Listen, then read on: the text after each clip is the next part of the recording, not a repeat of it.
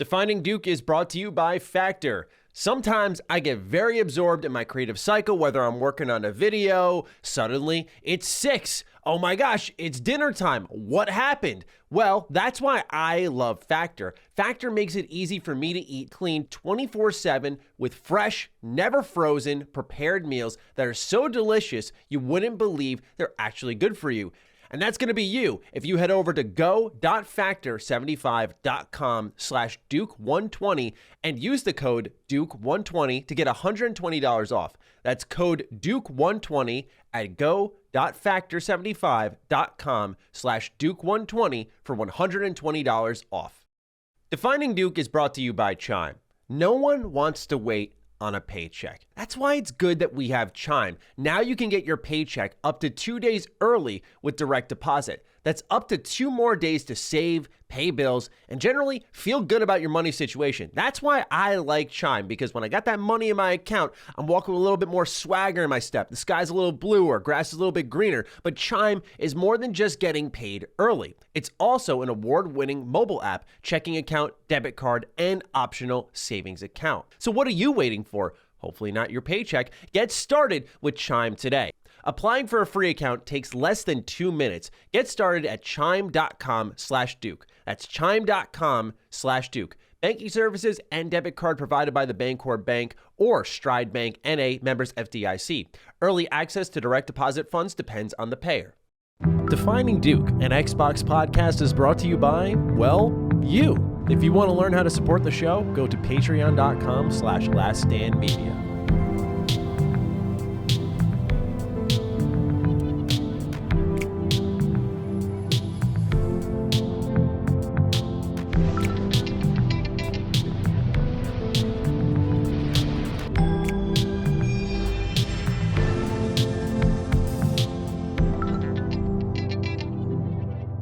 Salutations, everybody. It is Matty here today. Welcome to episode 69, don't say it, of Defining Duke, an Xbox podcast. As always, I'm joined by the 69er himself, Lord Cognito. Yo. You're not the 49er fan this week, man. Sorry. You out of pocket. Oh. What's going on, Matty, man? I'm excited. We got a good show lined up. You know what I'm saying? I'm ready to talk topics. A lot going on with gaming, and we fresh off of PAX. We just kind of had a good episode. I know we're going to talk about that ultimate that we did. But, yeah, man, I'm excited to get into this. This should be a nice, good Duke. And I see you got that Starfield on. Woo! Out here causing problems. How dare you be excited for something and prop something you don't know about, Matty? How dare you? Baby. Every week. Just keep an eye on the shirt every week, baby. Let's go.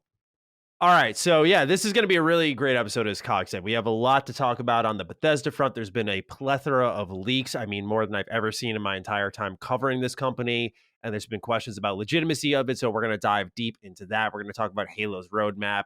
We're going to talk about what's going on with Activision Blizzard. We have a metric ton of stuff to go through in this episode. One of our biggest episodes to date. So welcome all. Thank you so much for giving us some of your time in this episode. We promise it'll be well worth it. And for those of you who want to support us the extra mile, you can go to patreon.com/laststandmedia, like 12,000 plus of you already have. You get early access to this episode on Thursdays, or it'll hit free feeds on Sunday if you'd like to wait. But you also get access to DDU, Defining Duke Ultimate, our supplemental show, where we just did episode 65 on PAX East, our report on the show floor. Cog and I were crawling through them all, through all the indies, through all the retro game booths, finding everything that was available for us. Cog, you have a good time? Oh yeah, fantastic, man. That's my bones, man. I love PAX. That's literally where we got our kind of career started in media. You know what I'm saying, kind of thing. So yeah, man, I miss it. Conventions are my heart and soul, man. So it was good to see you, man. We saw each other 2 separate times. I was like, yeah. He was incognito. He was low. He had his Winter Soldier mask on. I was like, all right. I see you, Bucky. Yeah.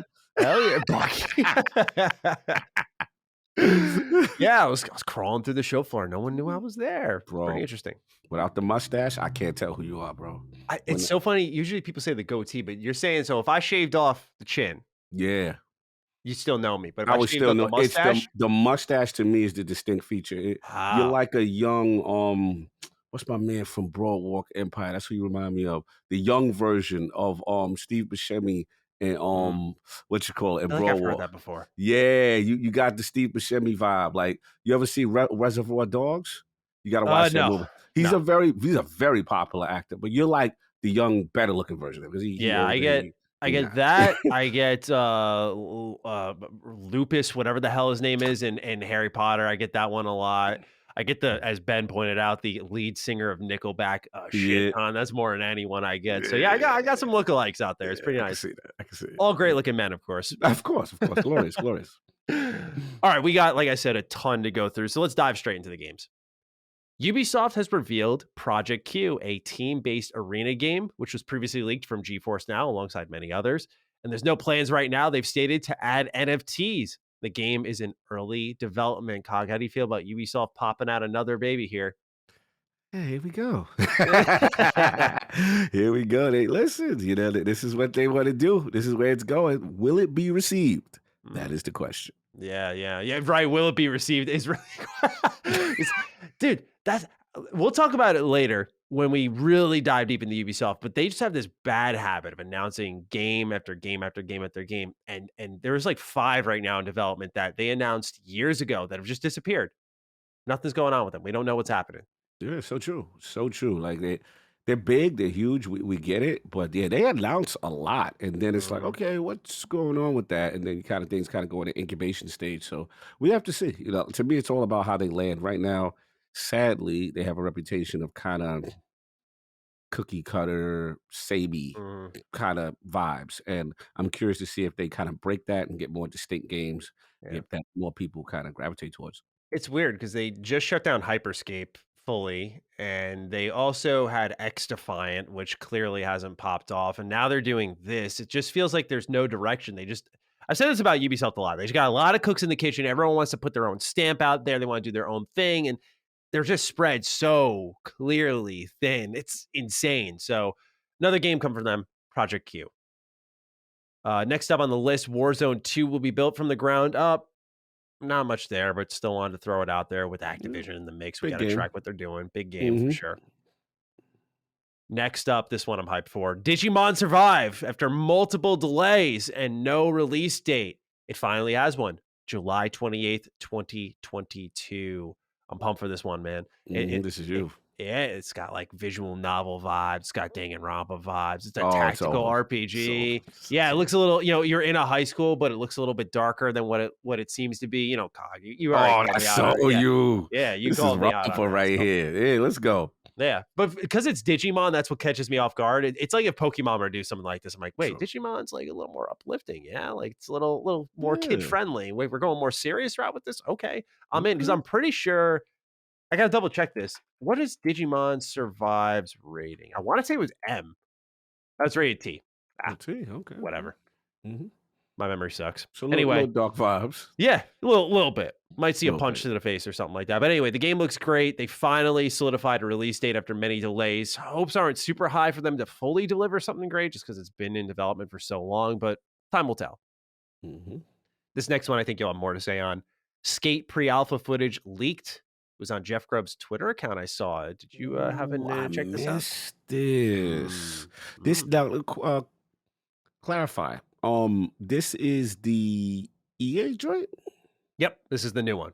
Ooh, how was it looking? Go check. Check right quick. It's very, very early. Nothing conclusive, nothing graphically showy, but it's out there. It exists. I point this out because I'm happy to see it's being worked on. I know many people don't have doubts about that, but for me personally, it's just like another one of those early announcements that you never know what can really happen. And I understand the excitement, the anticipation, but you think about the time it was announced, which was like during a really weak EA Play where they were just showing a ton of conceptual work. And so I was just happy to see the game's up and running. Yeah, that's not too bad. I mean, it's early. It's hard to get crazy about it either way. But yeah.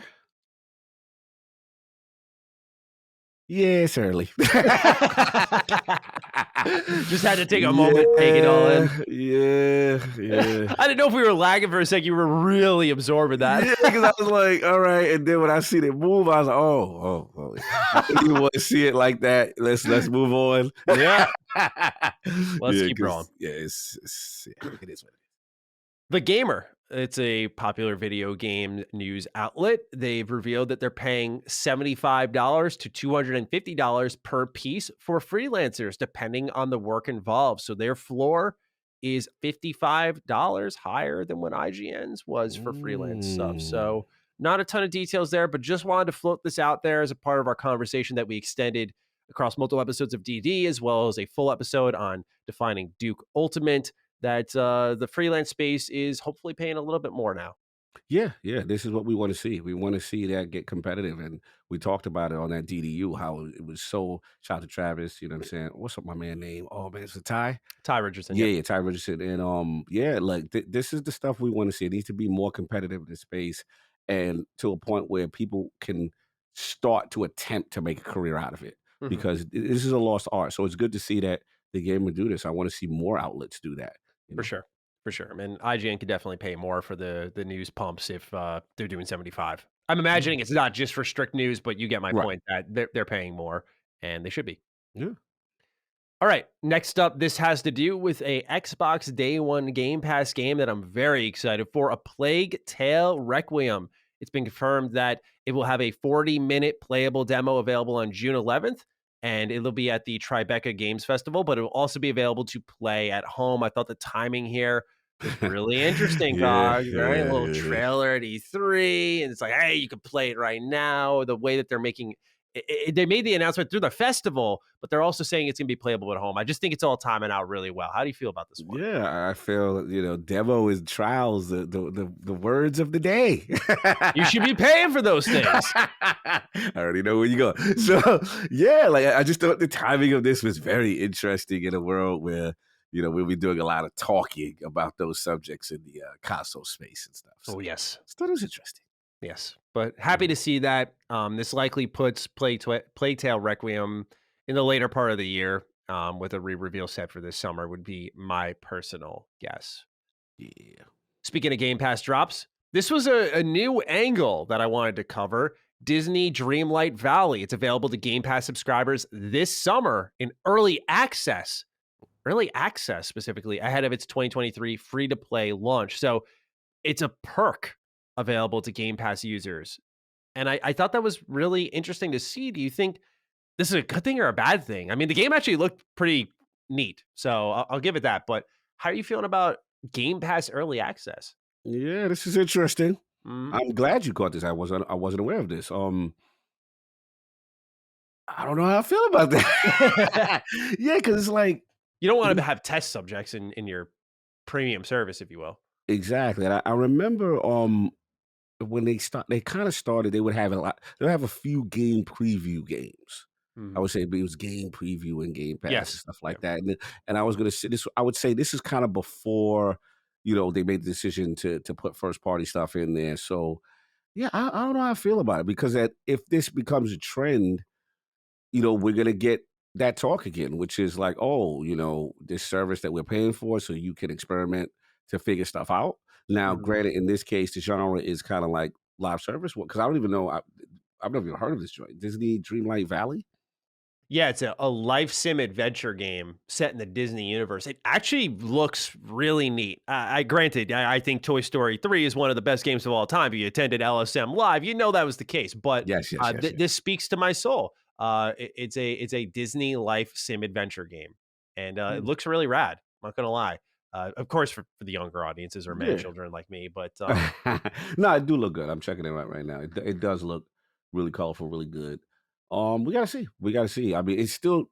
I don't want to get caught up just because it looks good and the quality's there. That I'm just concerned with the practice, right? I'm just concerned about, is this going to be a trend moving forward? Are we going to see early access in Game Pass, stuff like that, or is it a situation where they're so confident in what they're seeing that they're willing to make deals of this nature with like the bigger games or the bigger entities so they can have a leg up, like, yo, come get that demo in here, and we see the way the industry's trending, maybe trending, right?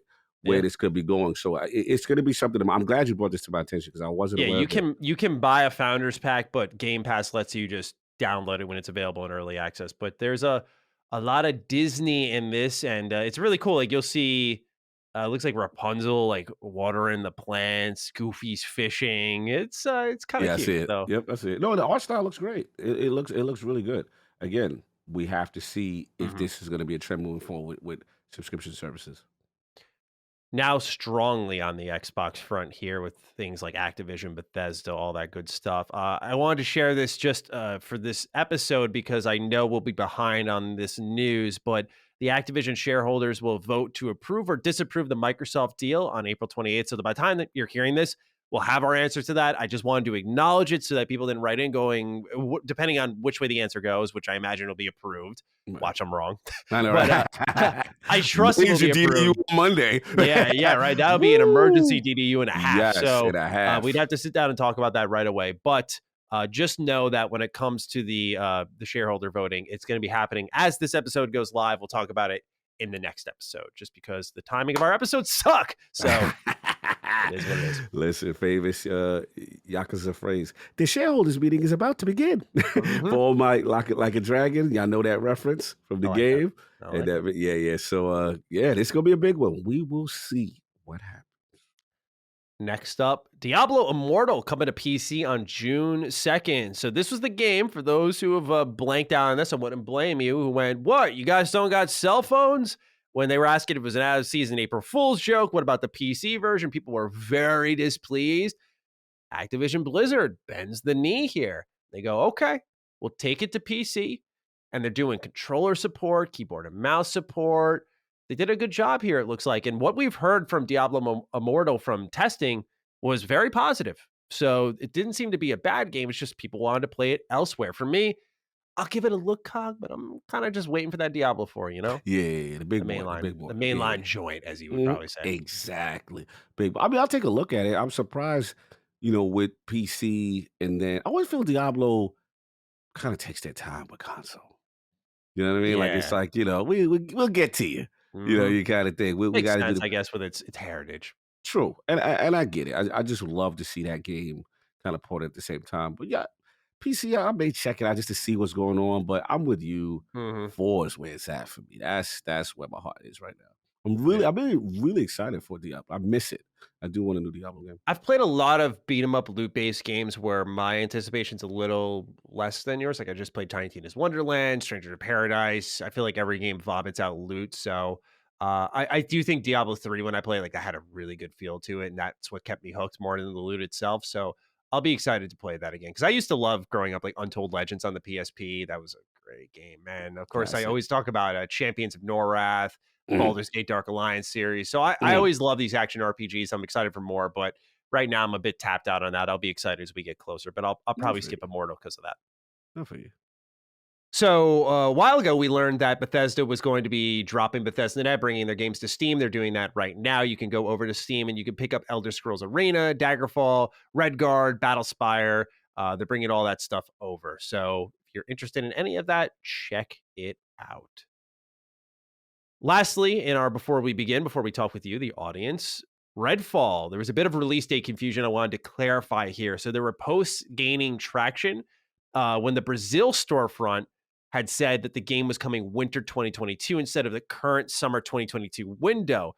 What we have learned together, winter in Brazil and other countries in the Southern Hemisphere runs from June to September. And it looks like Northern Hemisphere users who were getting this update of saying winter 2022 were seeing this due to a bug, and it has been sorted out, it would seem. So again, nothing has changed from what we had shared with everyone, that it might slide, but that was not the confirmation. We had a couple write-ins about it.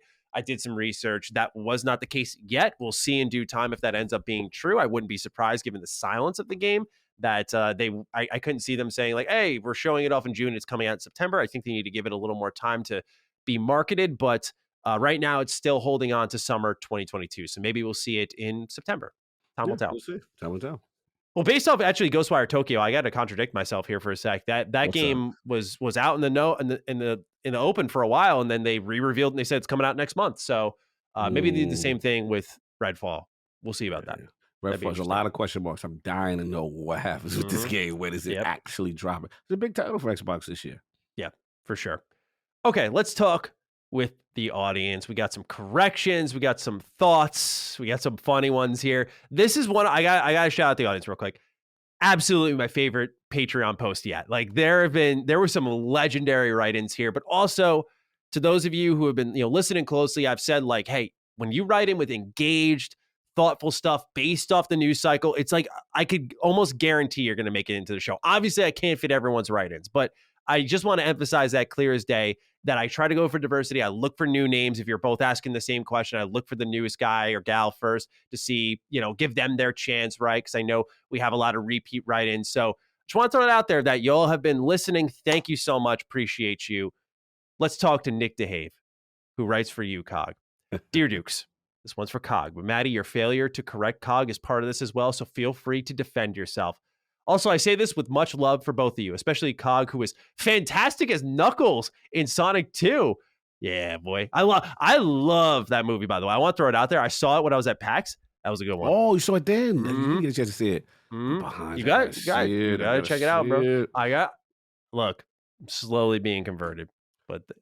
You coming into the world of Sega? You coming in? Okay. I might. I'm at the door right now. Okay. Because I think it was your girl that said you needed to be disciplined, that you were really out of pocket, right? Yes. Okay. Laylee was very disappointed. Yes. I just remember that. Continue. Here's the correction. It's Aloy from Horizon, not Alloy, the type of metal. Thank you, and have an Amber Heard just shit on my side of the bed kind of day. Salute to Nick. I actually do say that a lot. I heard you say it, but then I haven't played Horizon in so long. I was like, I thought you were right. I apologize. Aloy. I don't know, phonetically, it doesn't come off. And I just see Alloy, but yeah, I guess you're right. You're right, Nick. So what? No, just he is right, but we'll reluctantly give it to him. Nah, you got to give it to him. Yeah, shout out to the correction. I do say that a lot. All right, this one's for me.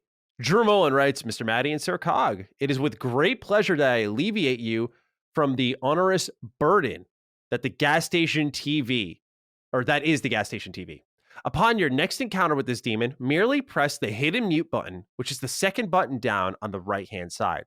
No longer will you be plagued with the brainwashing sounds of the weather is pretty hot. Would you kindly buy a 2-liter of Pepsi to cool yourself down?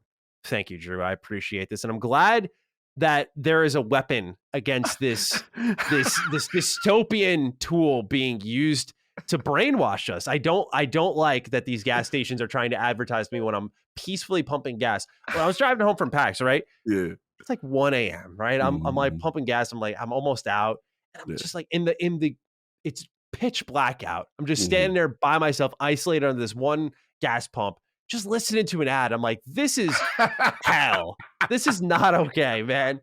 And so now knowing there's a mute button, I'm going to search for it. I never saw one, but I also remember I said, I put my gas thing in, I turn my back. I refuse to look. Normally I have sound to block it out too, but I didn't have that this time around. So I love it. I love your disgust for this. Yes. My war against the gas stations continues on. No doubt. All right. Spectre Bull's our next write-in. Greetings, Dukes. Life has been great since our time on DDU. And then last week's episode happened. Now, this is Ty. All right. This is Ty Richardson writing in. Cog, what the hell, dude? While Matty and Cog were talking about Kingdom Hearts, my man referred to Donald Duck as Daffy Duck. As a diehard Looney Tunes fan, I was fuming harder than Elmer Fudd. Daffy Duck is from Looney Tunes. Donald Duck is Disney. Sorry to go so hard, but I had to correct this before the fabric of reality tore apart. Thanks, boys. Hope we can talk again soon. Until next time, have a keep my Mallard's name out of your mouth kind of day. Keep your beak up on my... Listen, man. Nah, you right. It's just like tomato. Now he's not. It is completely different. It must have been, I don't know, funny. I must have been thinking about it. But yeah, man, Donald Daffy, different. I think it's a fair mistake to make. They're both ducks. I think you were more infuriated with Goofy at the time. Yes, you were talking about Kingdom Hearts, and you were. I was in my Goofy. I'm in my anti-Goofy bag, and it came out. And you know what it is? I just don't want to see any of them in any of the games that I like. So that's what my disgust got me representing people the wrong way. What are you doing if Tekken 8 rolls around and Goofy's a guest character? Tekken used to get me sometimes, though. They used to do some good. They had like this Japanese character in Tekken 3 who was really popular, almost like a Pokemon style thing. I was like, what is this? It was like called Gon. And I was like, why is this thing in the game? Is it from Hunter x Hunter? It got to be one of them games, Tekken 3. Gon, Gon. I'm assuming it's some Matty thing, and I'm like, what is this? And he's in the game. Is this the dude from Digimon? See, there you go. I know this character is popular because there was hardly any resistance from like the younger crowd. Yeah. No, sorry. When you said Gon, I was thinking of Hunter x Hunter Gon, but what color is this thing? This thing is orange. That's it. And is it small? Yeah. Yeah, that's it. It's that. Yeah. It's that. Gon. I would call it Gon. This is goofy as hell. I'm trying to get the small silent dinosaur. That's it. This thing was bite-sized compared to all the other fighters. Annoying as hell. It's a really tough character. It would really beat up the other characters in the game. And I'm like, why Tekken? Why? Now, granted, I can't complain too much. Tekken does get on the goofy side with fighting kangaroos and bears and stuff like that. But this Gon thing really annoyed me that one year. Yeah, I'm just briefly skimming here, and it looks like I don't think Gon made his first video game appearance in the Super Nintendo platform game known as Gon. Okay. The game was developed by Toze and released in Japan by Bandai in 1994. Yep. His latest platformer game, Gon Baku Baku Baku Baku Adventure, was developed by Bandai and released in 2012 in Japan. So this is a weird one. That's a very, very obscure book. Like someone high up in the company was like, I like this dino. Get him in the game. Yeah, get him in the game. Straight up. I remember that joint. But this was me with the incorrect naming. Don't worry, I'm up next here. It's not all you. It's me. Aaron Omar writes in, greetings, Lord Crocnito and Mr. Forza Matty Sport. Nah, this is bad. This is bad. He's out of pocket right here. I've been listening since day one of DD and have since explored your content outside of LSM. Both of you gents are so good at what you do and deserve roses galore for your hard work. I recently acquired a Series X, so this is the perfect opportunity to write in about chicken wings. See, this is why I put him in. I respected the curveball here. I'm reading it thinking like, all right, he's going to have a Series X question. He says, about chicken wings. He immediately changes gears. He says, Matty, calling Buffalo Wild Wings the authority on wings is just plain insulting to us Southern listeners.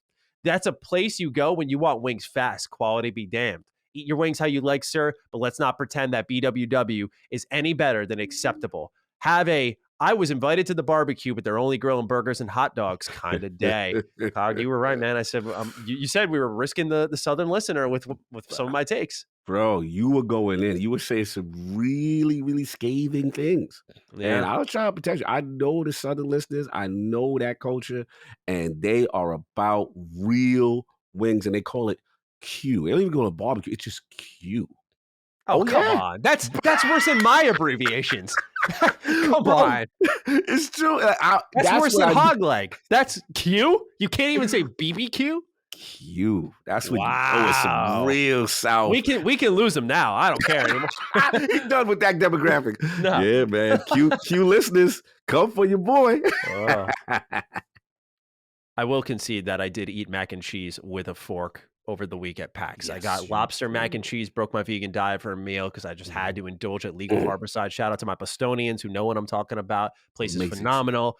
And I mean, look, when I'm trying to plunge deep into, they fed me this out of the dead lobster itself. So I'm plunging into a corpse to get my meal. They had big pieces of lobster. You can't use a spoon on that. I'll concede I had to use the fork for that. Oh, you had to use one of those other utensils, huh? Stupid utensil. I love to discuss. Let's go. Defining Duke is brought to you by Chime.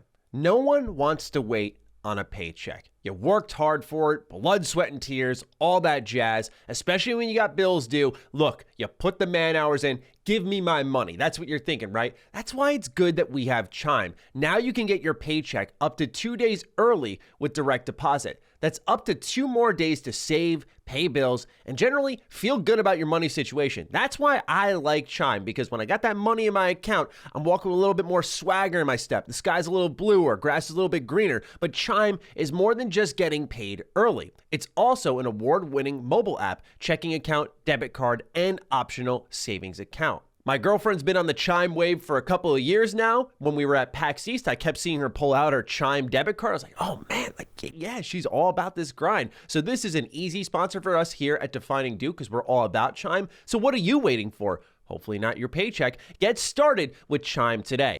Applying for a free account takes less than 2 minutes. Get started at chime.com/Duke. That's chime.com/Duke. Banking services and debit card provided by the Bancorp Bank or Stride Bank N.A. members FDIC. Early access to direct deposit funds depends on the payer. All right. Let's see here. This one I think comes from me.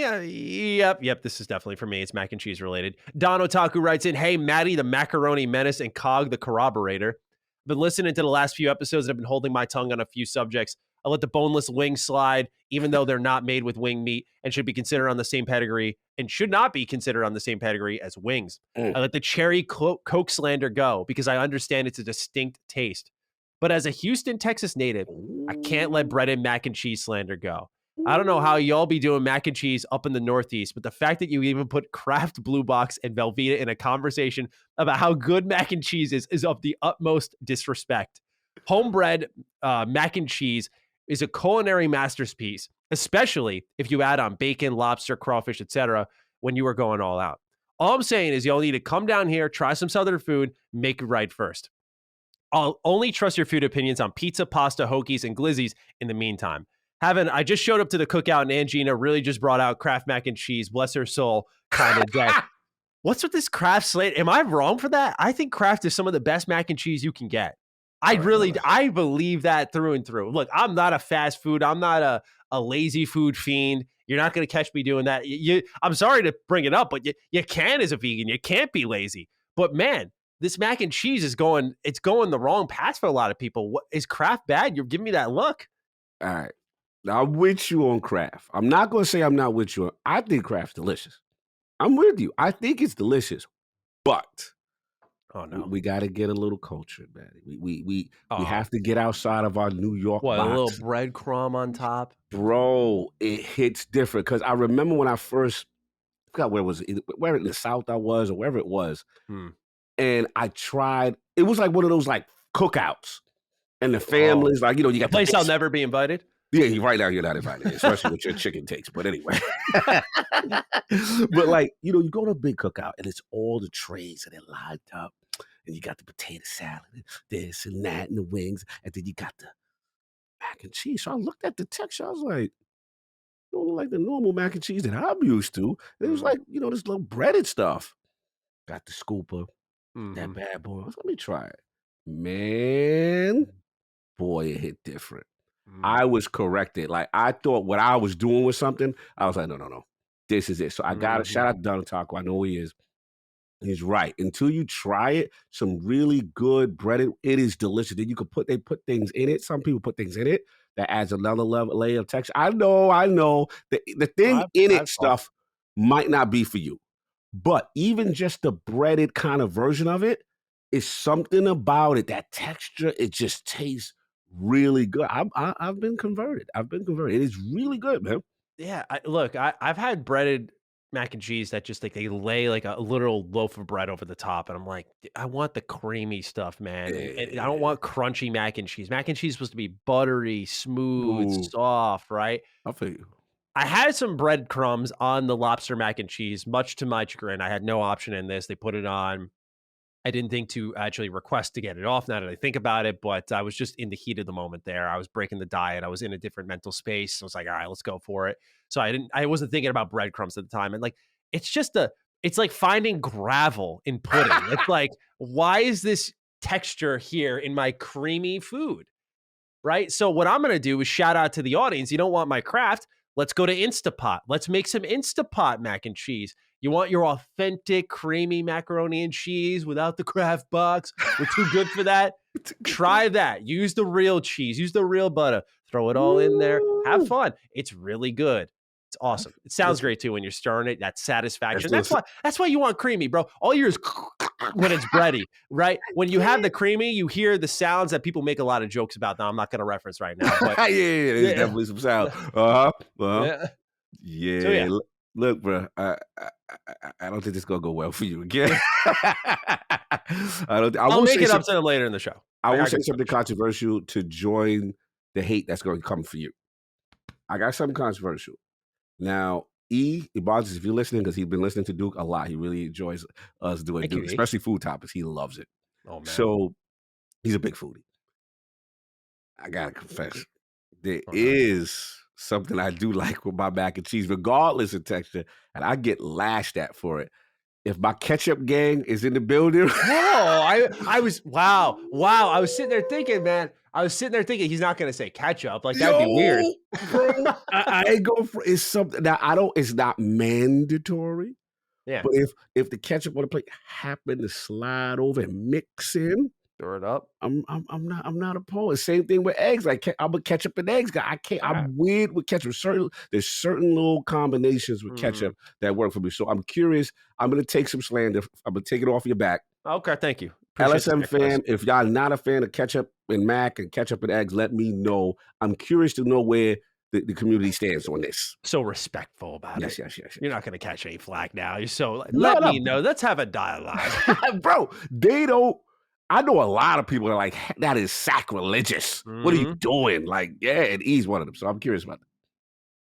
2 more write-ins I wanted to breeze through before we get to another one. Paco Luigi writes, "Hey Dukes, as of recording, the Overwatch 2 beta will be live.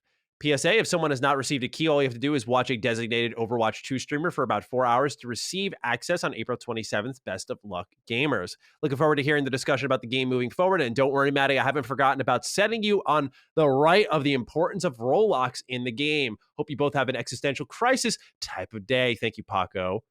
And then also, let's talk with Dylan Weaver. Put some respect on Matty's name here. Says, "Hey, Dukes. Matty, a couple episodes ago, you spoke about going vegan, and I just wanted to say your words made me take the leap and go vegetarian. While not completely the same, it's a step in the right direction to a better diet. I'd been contemplating it for a while, and you speaking about it really inspired me. It's been about a week. I'm already starting to see a positive effect, like waking up refreshed and having more energy. Here's to good poops, my friend, and keep being the best at what y'all do. Hashtag health is wealth." Thank you, Dylan, for following our ways. Appreciate you.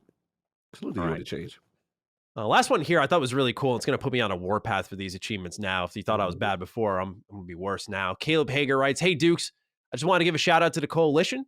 They revealed this week that they are removing the Escape multiplayer map builder while underutilized by the community. It is unfortunate. However, they've done a solid in making sure the achievements for all players who, while also rewarding the players who earned it." I'm sorry, I think I completely misread that. Let me try it again.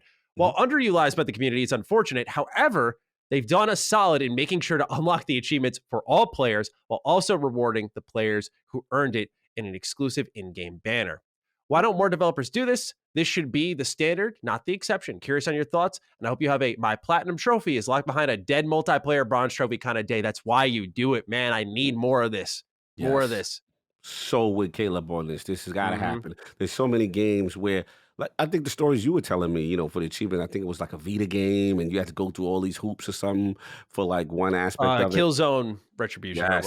No, not Killzone Retribution. That's PSP game. It was a Resistance Retribution. It was some throwaway Vita first-person shooter. I know what you're talking about. Yeah. I feel it should be something in the algorithm, especially if the player population is non-existent or some online specific. They got it. You got to do some retribution for those people. Just unlock that joint, give them. And then also, I got another weird one. Marvel Ultimate Alliance did this one. It still burns my soul. Like, okay, so I admit first. Let me bend the knee on what I did wrong first. Okay. When I found out who the secret characters were, and at the time, remember, I'm a surfer guy.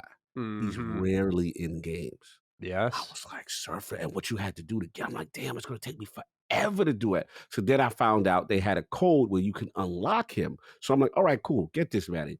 Do you know that once you use the code, it blocks the achievement from that save data? So I'm like, a lot of games do that. So weird. Come on, bro. So now the game is like whatever the game is, and it's like I can never get and it bothers me as a surfer fan that I don't have the Surfs Up achievement. It bothers my It's the only one in soul. existence, probably. Yeah. So come on, man. So yeah, it's just, I want some achievement fixing on that. I feel you on that. I hope more developers do this moving forward on all platforms. I think it's really important. I think it's clearly a flip of the switch. And again, I hope more developers are prepared to do that in the future with their dead multiplayer modes. All right, time to move into what we're playing, the more warm-up questions. I'm not really going to go this time around, Cog. I'm playing the same game for the third week in a row. I just finished it, so you will hear more diverse thoughts in the coming weeks, but I've beat Final Fantasy X. I enjoyed it, not in love with it. Got a lot to say, recorded a half-hour retro rebound video on it, so I'll have a lot to say there where I just, in my opinion, it's just, it's counterintuitive to what I need to do for the video. So we'll talk more there, but I liked it. It was solid. I see the inspiration that it had created, rather, for lots of other developers moving forward, and definitely for its time, very impressive. Yeah, I'm gonna jump in. This is gonna be a little different gameplay for me because this is gonna be the Cognito PAX edition version. So I'm getting all ready. I'm like, got that 4-hour Acela trip, New York to Boston. I'm gonna bring little man. I'm gonna bring the X screen. I saw the videos from You know what King. I'm saying? King out here fanboying off for something I'm just supposed to be showing, and he turned it into something else, but whatever. So I'm opening up. I'm like, all right. Prior to the trip, I said, okay, let me do my research. You can play games in offline mode and still be able to play them, right? As long as you disable your game sharing. So I disabled my game sharing. I got everything queued up. MLB, the show's rocking, looking fantastic. And there was this one game, Matty, who I'm so excited to play. Hitman 3.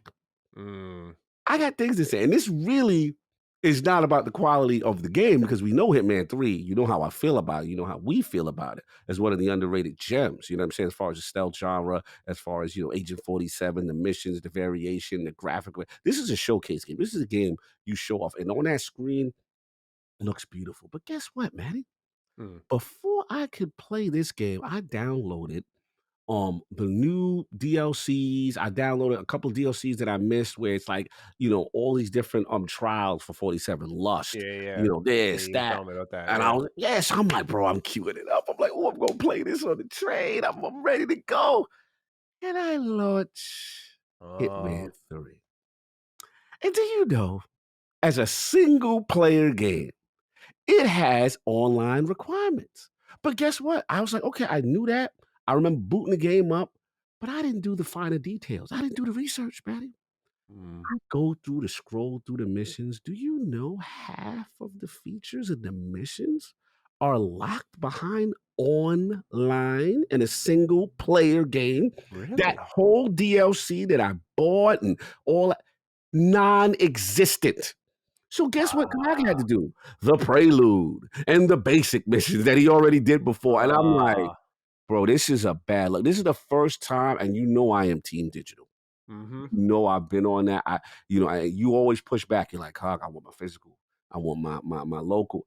I gotta bend the knee to Matty. I was really hurt by this. I was like, why is an online account required in a single player game? Why are and then the saves are separated. There's offline saves and then there's online saves. Interesting. So they gotta get it. I'm sorry. This is a horrible system. Yeah. Please fix this. So that's what I really wanted to say. MLB The Show, you already know I've been doing. Destiny, you already know I've been doing. I'm getting prepped. They just revamped the whole sandbox, coming in a big update. So we're all prepping for how the meta is going to shift. But that's pretty much been it. But I had to get that off for my X screen, users who use stuff in offline with the Series S. Be on the lookout for certain games that's doing this stuff. Right on. Well, probably our shortest what we're playing section to date, but I'll have more to say next week. I got a couple of games in mind I want to start, so we'll talk that. Yes, sir. Let's move over to number 1 with Sean Mason, who I did see at PAX East. He said, "Hey, Dukes, as you both went to PAX East, I was wondering what were some of your favorite things you saw? Any surprises? This is my first year going to PAX, and I enjoyed it thoroughly. The variety of games available to the audience to play was mind-blowing. I loved it. Best, Sean M." Thought it was a good opportunity to give us a window to talk about PAX for a little bit. We have, again, a full hour-plus episode over on the Patreon, but what was a highlight? Just one highlight for you. Got to be Evil West. It's got to be. Shout out to Sean Mason. I missed you, bro. I missed you. I heard King said he saw you. Matty said he saw you, and our Yes, indeed. signals did not cross. I wanted to meet the homie again. Good guy. But yeah, I gotta say Evil West, absolutely phenomenal. Focus is in their bag. This is one of the more graphical fidelity titles as far as just impressive looking action. I say it looks like Red Dead Redemption on face value, mixed with dark vampire play and stylish combat of a Devil May Cry, deep attribute system, combat system. And then I was surprised to find out co-op will be in the game. Full co-op, Matty. Full. Did not realize that. Yeah. Oh, you didn't know? No. Oh, bro, so then I thought, bro, I didn't know this either. And I asked the dev like 3 times. I was like, this is an exclusive for ILP. Logged in when I said, I didn't know this game was co-op. And I was like, is it just going to be like you just jump in at a certain part? He said, no, fully fledged. Evil West has my thing. Also, bosses.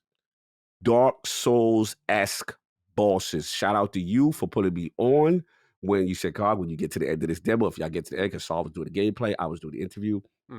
He got to the end, the developer was helping us on certain things.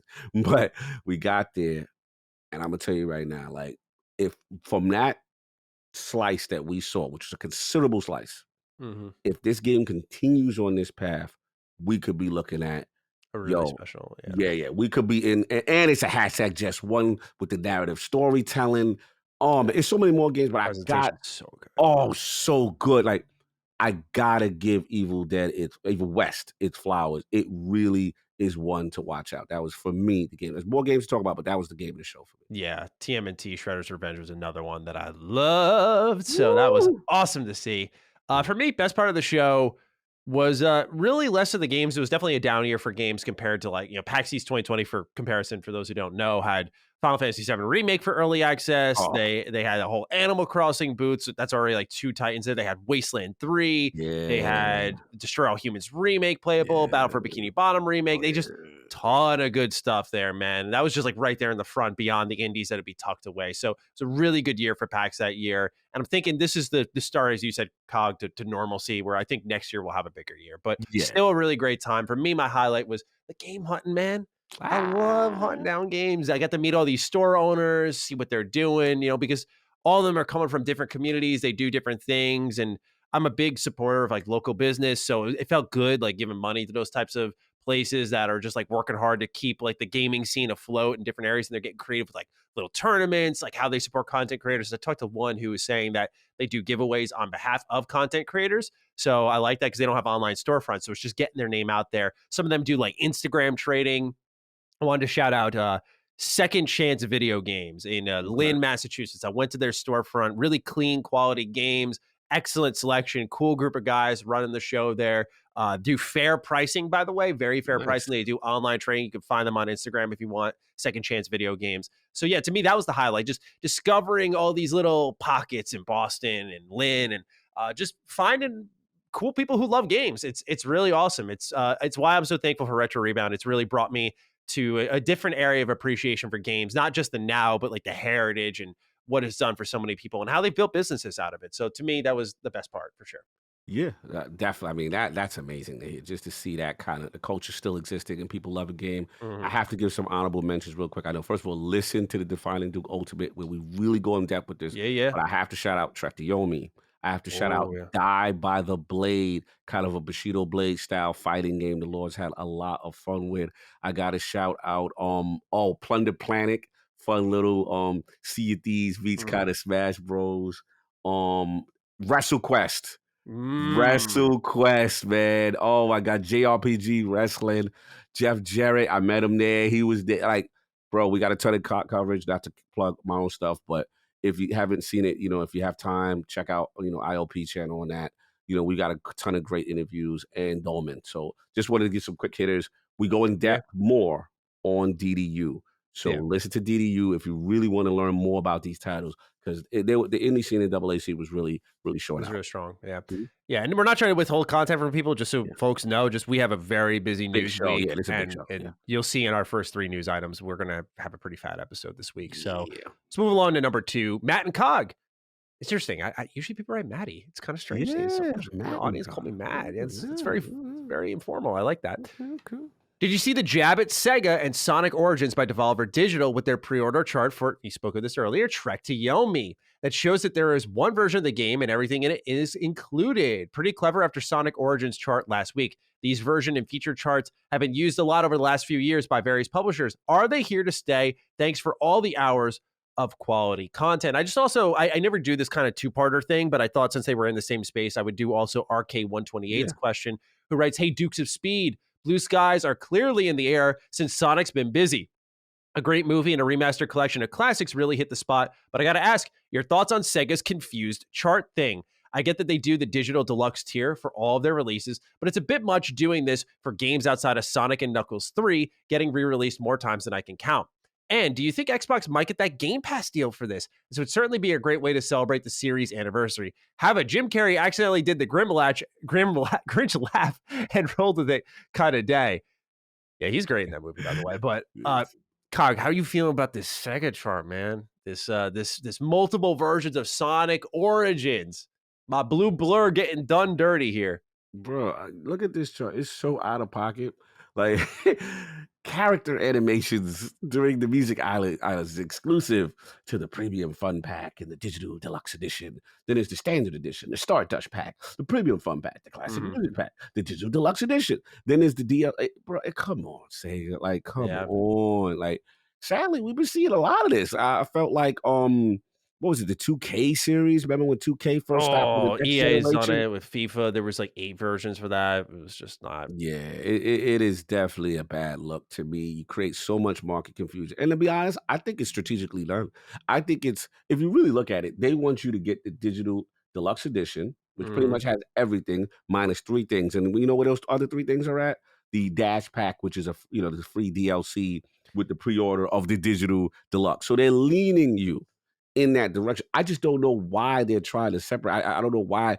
Maybe in their eyes, they think this is consumer friendly to have some low tier model of the same game, but it's silly. It's redundant. I hate it. I'm not a fan of this stuff.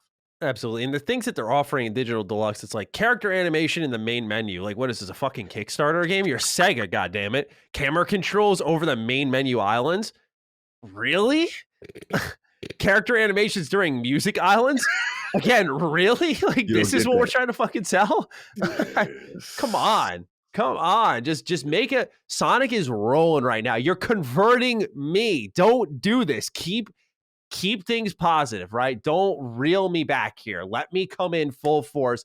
Give him the respect he clearly deserves. The legacy is there. Celebrate him. Don't squander it. Yeah, they might be trying to take real advantage at the moment right now. And they better Frontiers as well, right? Sorry, I mean to cut you off. Just Frontiers is coming out as well, apparently this fall. And it's like, what are you going to do with that? What's the tier system going to look like for the full next-gen Sonic game, if there is going to be one? Bro, this is setting a dangerous precedent if it continues with this nonsense.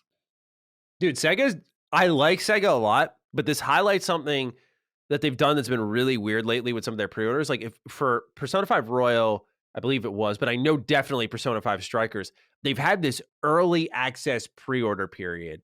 And I know that, for example, Forza did this as well. I've never been a fan of it. I said it for Forza, so I'm going to say it here again. If the game's ready, just ship it the day that it's ready. So Sega has been for a while now making it where if you pre-order, I think they also may have done it for SMT, but I'm not sure. But if you pre-order their games, they give you early access to some of them digitally.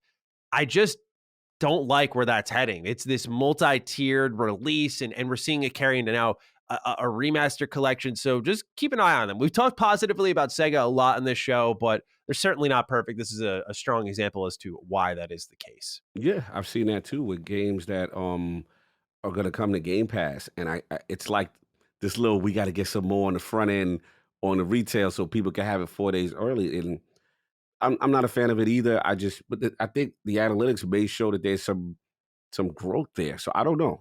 They definitely do it because they're not stopping. They continue to do this with certain games. So we'll see.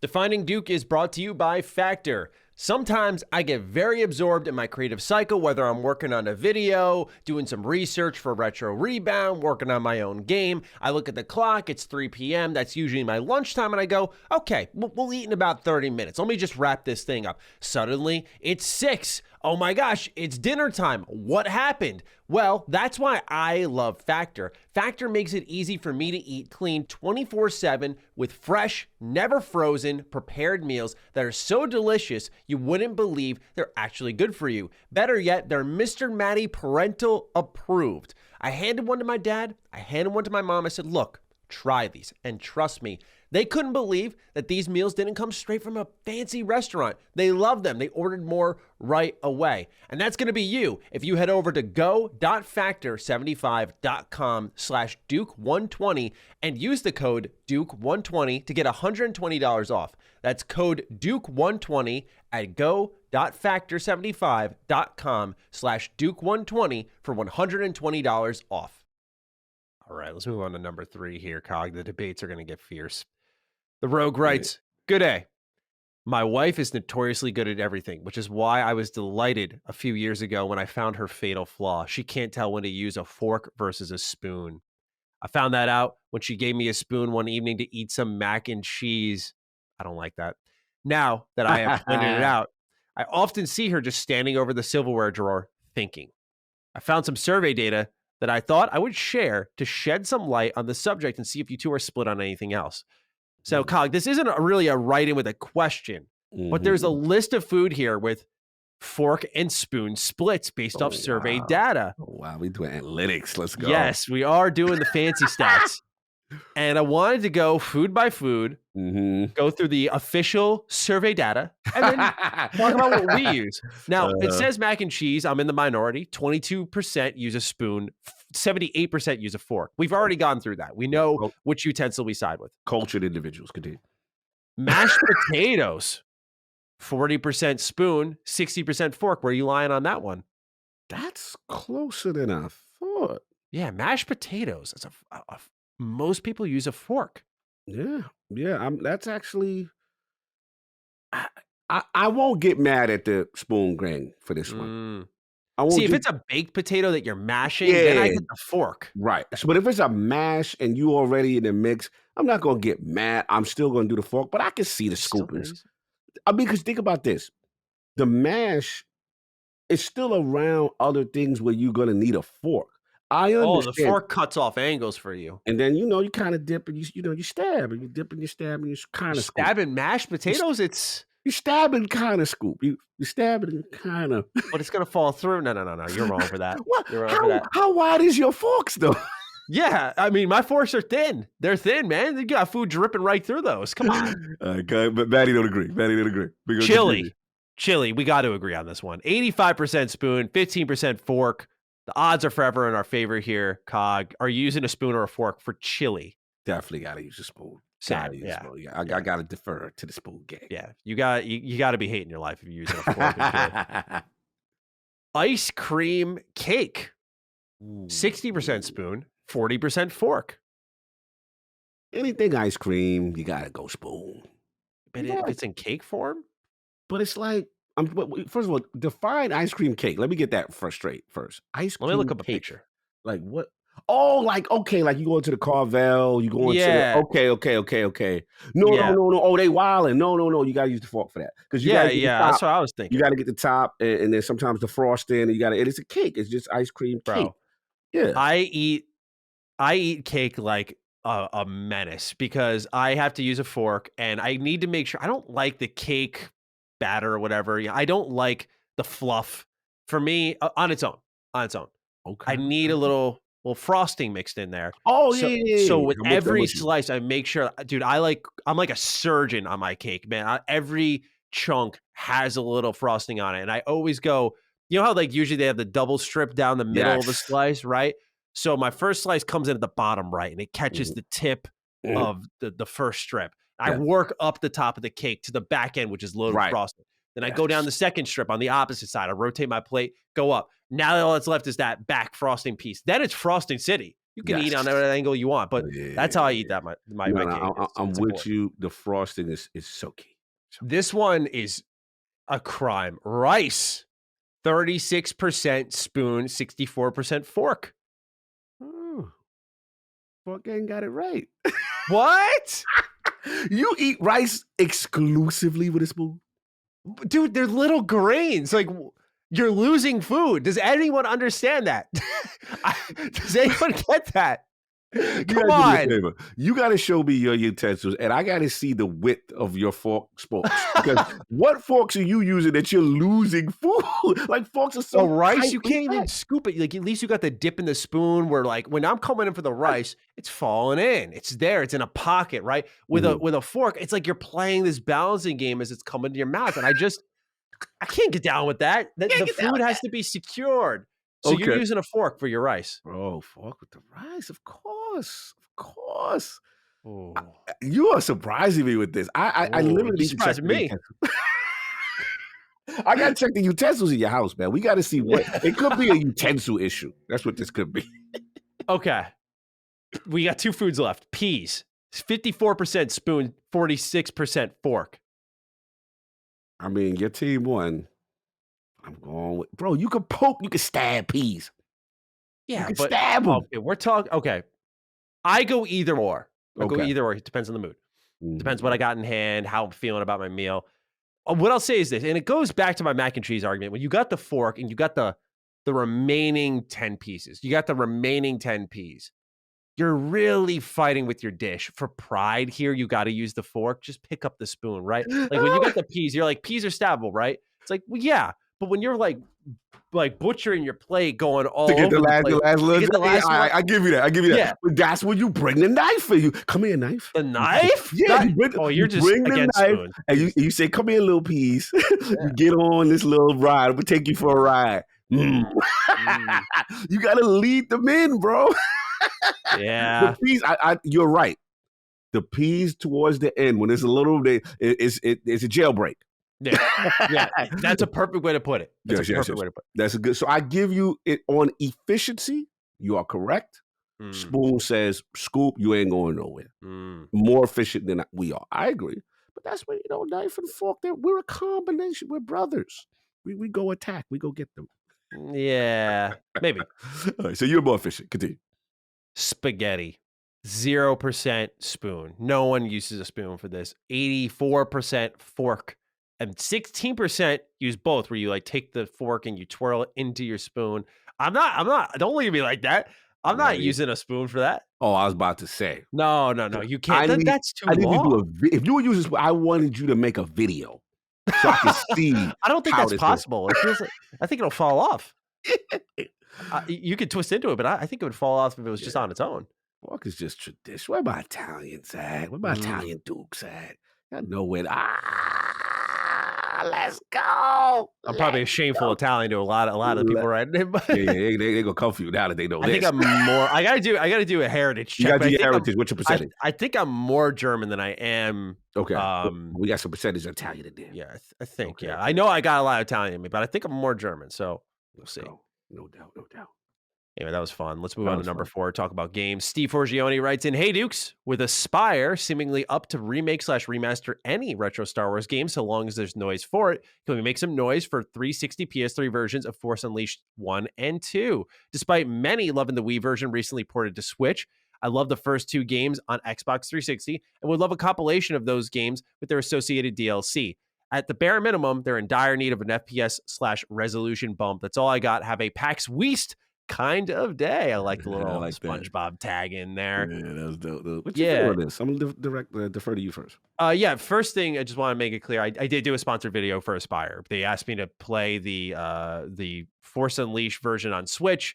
They said you can make whatever you want. It's been 14 years. I said, let me do a re-review. I just want to make that clear, just so people do know that there was money in my pocket from them. Transparency. Yeah, something I never do, but with Aspire, it's like, look, you guys are gonna pay me to make videos on old games. That's sometimes you just gotta look them in the face and be like, that's free money, man. That's what you do. I mean, retro rebound. Huh? But a lot of people were, especially from LSM in my own community, very supportive and were like, you are trustworthy. You can do this for other things. I'm not gonna go that gung ho, but it is appreciated. So they are gonna do more. Okay. They are gonna do more. Expect KOTOR 2 next. Ooh. That's probably what will be next. I think they're going to probably do Force Unleashed afterwards. They've worked through the whole library, so this really isn't a scoop, but you can tell they're kind of knocking everything down. They're doing an amazing job with it. I did like the port to Switch, money aside. I did really like it.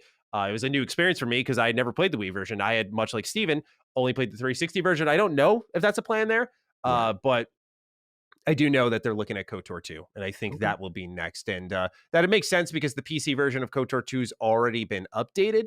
It has been since 2014, I want to say. So this is sensible. I don't know what's going to be in that package. I don't know if they're going to just port the original Xbox version, or if they're going to take what they did on PC with like the controller support, the 4K, all the modding, and like the bonus planets, the content that they brought back. They're going to package that in. That would be amazing. I would love to see that. But from what I know, what I've been told, the next one up for them is KOTOR 2. Okay, fair enough. Anything you want to add in there, though, Kaga, about what Aspire's doing? Let's go. I mean, let's continue it. These are classic games. People want it. The demand is there, and you want that bump. These are great games that you want that fidelity. You want that frame rate. So I'm all for it. Let's go. Yeah, definitely. I really like what Aspire's doing. And by the way, Force Unleashed is back compat. I'm almost 100% sure. That's so you can play it that way. Obviously, as Steven said, no FPS resolution bump, but still playable there. So you can enjoy it that way. All right, Quentin's up next, and then we'll get into the news. A lot of news this week. He's saying he's resubmitting this since he missed the early PAX cutoff, which is understandable. We had to record that episode a night early, so we do apologize for that. Greetings, Dukes. This one is for Cog. What are your thoughts on the rumblings of a potential Shenmue 4 announcement by Wanted Dead publisher 110 Industries? Earlier in the year, Yu Suzuki was featured in 110 Industries' TGS presentation. This alone wasn't enough to cause a stir until 110 started liking any and all comments and tweets directed at them about a Shenmue deal between them and Suzuki. And now recently, 110 Industries has teased a big announcement in the coming weeks. The Shenmue anime also ends in a couple of weeks. Could this just be 110 Industries playing us fans like a fiddle, or could this be a new chapter in the epic journey of Ryo Hazuki on the horizon? Keep up the great work and have the fast food restaurant got me the wrong order one time, and I don't have to check my bag. Kind of day. Know about that. I know about that. Shout out to this. Oh, shout out to Quentin. I'm trying to keep my cool here. Shenmue is my heart. And the mailbag for DDU the mailbag that I did for DDU, someone asked me, like, as a classic Sega guy, what are like the 5 games, must play Sega games, generationally, that you would have to play. And I did include Shenmue, the first one. I did. And it was the impact that it had at the time. Now, since then, subsequently, I don't feel that it has become as revolutionary, and I feel it's regressed. I feel it's dated. A lot of the systems, the last one I did pick up on PlayStation, and you can see the age, and you can see, without a proper budget, that it was still using a lot of the old anime. You know what I mean? Like, it was still showing its age. So, look, there's some tea leaves here with this 110 thing. I did think the anime situation was very interesting. The timing of that. It could be 110 just liking tweets. They just a fan of him. But hey, if he's found a way, one thing about you, sometimes he finds ways to get a bag. And Sony and them was involved with the 3. Who knows? Listen, if it comes, I'm not gonna get upset. I'm definitely gonna go pick it up and see what's going on. So I'm gonna keep my eye open. I'm kind of, if I put a percentage on it, 60-40. There's enough there for me to say there could be some traction here. Sure, but we'll see. But as a Shenmue fan, we'll keep our eyes open. I did find the anime timing interesting. Yes. Yeah. And especially with it ending where it is in the announcement, could be something.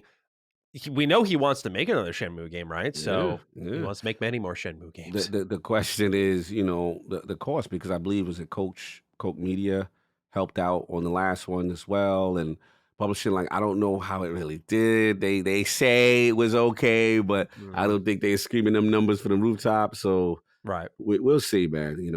That game and that series is not very, it's expensive. It's going to cost for him to do what he wants to do. Hopefully the anime is helping them out, because the anime, from what I had watched, has been pretty good so far. Anime is good. Yep. And if anything, it opens up an avenue for them to complete the story elsewhere if the games aren't going to do the trick, which again is good to see. Good to see. All right. We've been saying all episode, we got a lot of news to get into. Cog, shall we? Yes, let's do it. All right. First things first, a lot of Bethesda leaks this week. I spent pretty much my whole day today and some of last night leading into this episode doing research, trying to figure out what the hell was going on here, because I've watched and studied Bethesda as a company for many years, for the entirety of my career, really. And I've never seen a plethora of leaks with some smoke to them pop up all at once with the type of names that are associated with them. So let me go through the leak list first, the sourcing for it, and then my investigations and what I've been able to narrow down here. So first things first, this comes from a good friend of mine, Skullsy TV. I talk to Skullsy a lot. He's a really good guy. And he put this out saying this is not, he made it very clear, not insider info, just sharing what I've been told. He said, do not claim me as an insider. I just want to put this out there. And the idea behind this, I'll explain in a little bit. Because what I want to do first and foremost is provide the info, but walk people through how all of these tangled webs are occurring at once. Okay, so PvPvE game in development at Roundhouse Studio that may surprise you. An Elder Scrolls 6 game will be set, or not a Elder Scrolls 6 game, but the Elder Scrolls 6 will be set in Hammerfell with a political system. There will be betrayals, marriage, and factions that matter in this game. There will be no dragons. It says that it's in full development in its early stages with a target release of 2025. Bethesda Game Studios Austin and Montreal are working on Spy Team. This was a game that we talked about in a previous episode of Defining Duke, where it was a trademark, and we know it's coming from Bethesda Game Studios. So that's been floating around for a while. There was the Mandalorian MMO at Zenimax Online Studios. That's a pretty surprising one, but we'll, again, talk about it, because this is all going to go back to the birth of Defining Duke. It's opening weeks. So for those who have listened from day one, you'll know what I'm talking about. Quake reboot in talks and now has been said to be in development. Elder Scrolls and Fallout remasters are coming via In Exile. Xbox is shifting resources to assist Bethesda with massive workloads, and there is a potential 4X strategy game for the Elder Scrolls series coming in. You may have heard about this because Nick Baker of Xbox Era, who we'll also be talking about in a little bit, had said weeks or I think even months ago of a Project Wormwood, which was this Bethesda Elder Scrolls 4X strategy game, which honestly I could see an Age of Empires like Elder Scrolls game or something like that. That just has fit for so long with the kind of theme of war and building up empires that Elder Scrolls has always focused on, that I would really like to see this. All right. So like I said, I spent a lot of time trying to narrow down the who's and what's of this, because someone's talking. And what's interesting is around a month ago, I was contacted about this Mandalorian game. They were like, yo, this is what's happening. I said, hey, as always with these leaks, please provide proof of you being in the know for this. And I want to disclose that this is something that's very easy for a lot of people to do. It's very easy to show I'm in the know. It's happened with my work for leaking stuff on KOTOR Remake. It's happened with stuff with Xbox, with Bethesda, with Cyberpunk. I talked about a Cyberpunk scoop last week on why they had moved the Witcher 3 next gen version over to rather internally rather than letting Saber Interactive do it. So what happens is people provide things that would show that they are in that ecosystem, that would know these things, and that's not this off-centered screenshot of a computer screen. It's not this blurry image of a piece of paper. Like, it's very easy when you actually have someone who is working at the place or is within that realm that can provide credentials or something that would not expose them, that could also say, hey, I know what I'm talking about here. And of course, then you take those bits of info and you go to other people who would be in the know, take it to them and go like, all right, what do you think about this? What's going on here, right? So what has happened here is, as I said, about a month ago, I was contacted about a Mandalorian game at ZeniMax Online Studios. What's interesting is this source has contacted Skullsy, and he's also contacted Nick Baker of Xbox Era. And that's where these webs start weaving together. Because when I got this info, what I did was I talked to Jeff Grubb right away, and I was like, hey, have you heard anything about this at all? He's like, let me check, get back to you. Comes back to me. He says that he's heard it secondhand and that it's possible the coalition was helping Zenimax Online Studios, but he doesn't believe that the coalition is helping. And that popped up again in around 2021 when we were talking about the coalition's next game. And there was mentions of them working on a Star Wars game. And Jeff had said that was not the case. So he doesn't believe that whatever Zenimax Online Studios is doing, that the coalition is helping on them. The reason that rumor popped up is because around the same time in early 2021, it was said that a High Republic kind of game was being pitched over at the coalition. So there's been a lot of like Star Wars stuff floating around, rumor wise, by the way, here within the Xbox realm. And this again rolls back to a report from a completely different source, a much more trusted one, in my opinion, that had told me after, by the way, the Indiana Jones announcement, just to date myself, around the birth of Defining Duke, that Xbox was looking to take a Lucasfilm route. Which way they would go about that and if they would succeed is unclear. But it does match up with stuff I had been told in the past that I had mentioned. It was never told to me what exactly those games would be. But again, a Star Wars game at ZeniMax Online Studios was brought up to me by that same source who I have trusted, who has been right in the past. So that does line up. That's not to say it's going to be Mandalorian. I don't know if the details shared by Skolzy and others is going to be true, but that is how we kind of got to this point, because this information that's being collected is from someone who got a lot of info at once and has reached out to content creators like myself, to insiders, and said, can you learn more about this? And not these two individuals, Skolzy and Nick, have been irresponsible. Others have been irresponsible and reported it as a source when this person is not a source. Got you. Is not a source. They have heard things that I've seen the information, like physically, I've seen what they're providing. It's enough to go out on a limb and do what they are doing, which is go out and say, like, what's going on here? Can you find out? But it is not the official source that you bank all of the information on. Right. Again, the most smoke I'm seeing here, and I'm not saying it's actually happening because, again, there's more to this. This is kind of me, again, building the story for this. The most smoke to this all has been the Star Wars game at ZeniMax Online, because we do know they're working on a new game over there. And that ties into a hiring they made around April 2021, where they hired, I have notes here, Colin Campbell as a lead level designer, who was the narrative producer for Jedi Fallen Order and the lead narrative designer for Battlefront 2. And they've been hiring some sci-fi talent over at ZeniMax Online Studios. So it could be anything. Could be a brand new IP under the Star Wars license, or it could just be a new sci-fi game. Again, that's kind of a leap based off stuff we already know. And that's what a lot of this inside information is based off things we know. I mentioned a Quake reboot.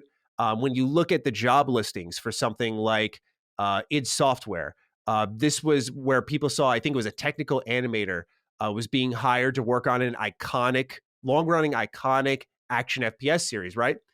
And what's interesting about that is you go, oh, it's got to be Doom. But then you look at other job listings and they mention Doom. So people leap to Quake.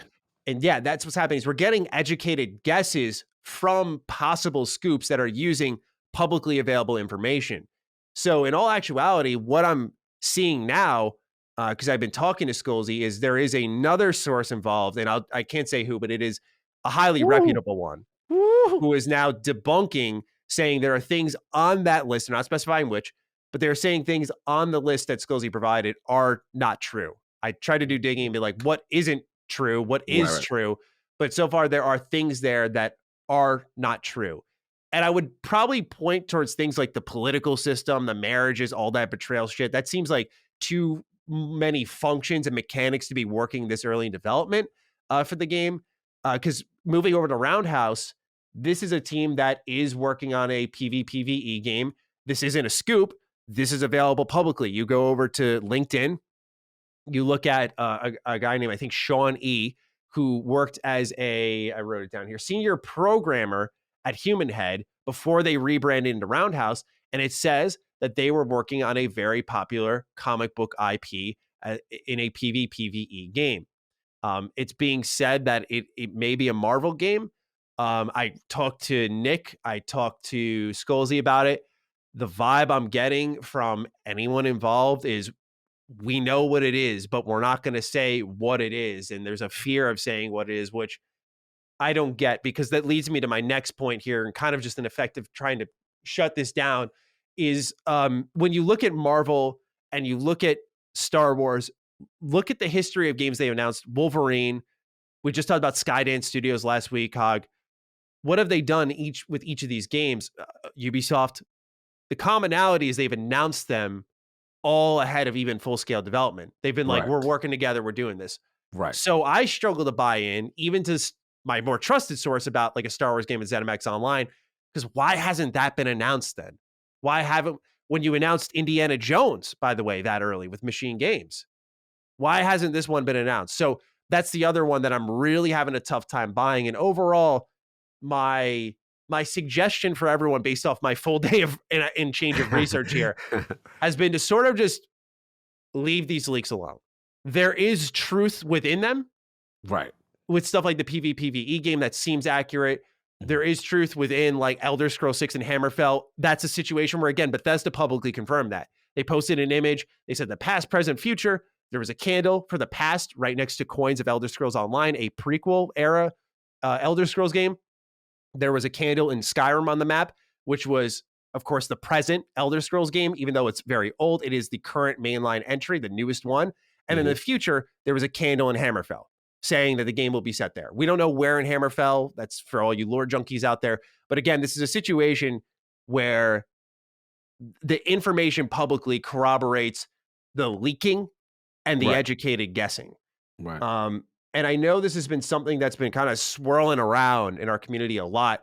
And Starfield in particular had a leak of its own, not another screenshot leak, but this is the most credible one, the most legitimate one, is a Todd Howard interview, clip of audio leaked. And it sounds like he's talking to Jeff Keighley. And I don't know how to say this without sounding weird, but I've listened to a lot of Todd Howard interviews, and what I heard in this minute and change clip is nothing I had mentioned. I'd heard before. He was talking about what we've heard previously about this is when we start the music for Starfield. It's very early in development. And what we have learned, it was not the IGN interview with Ryan McCaffrey, the unfiltered one, and that the speculation right now is that this is a Summer Games Fest interview that has been recorded in advance. Because I think you hear Jeff Keighley towards the end.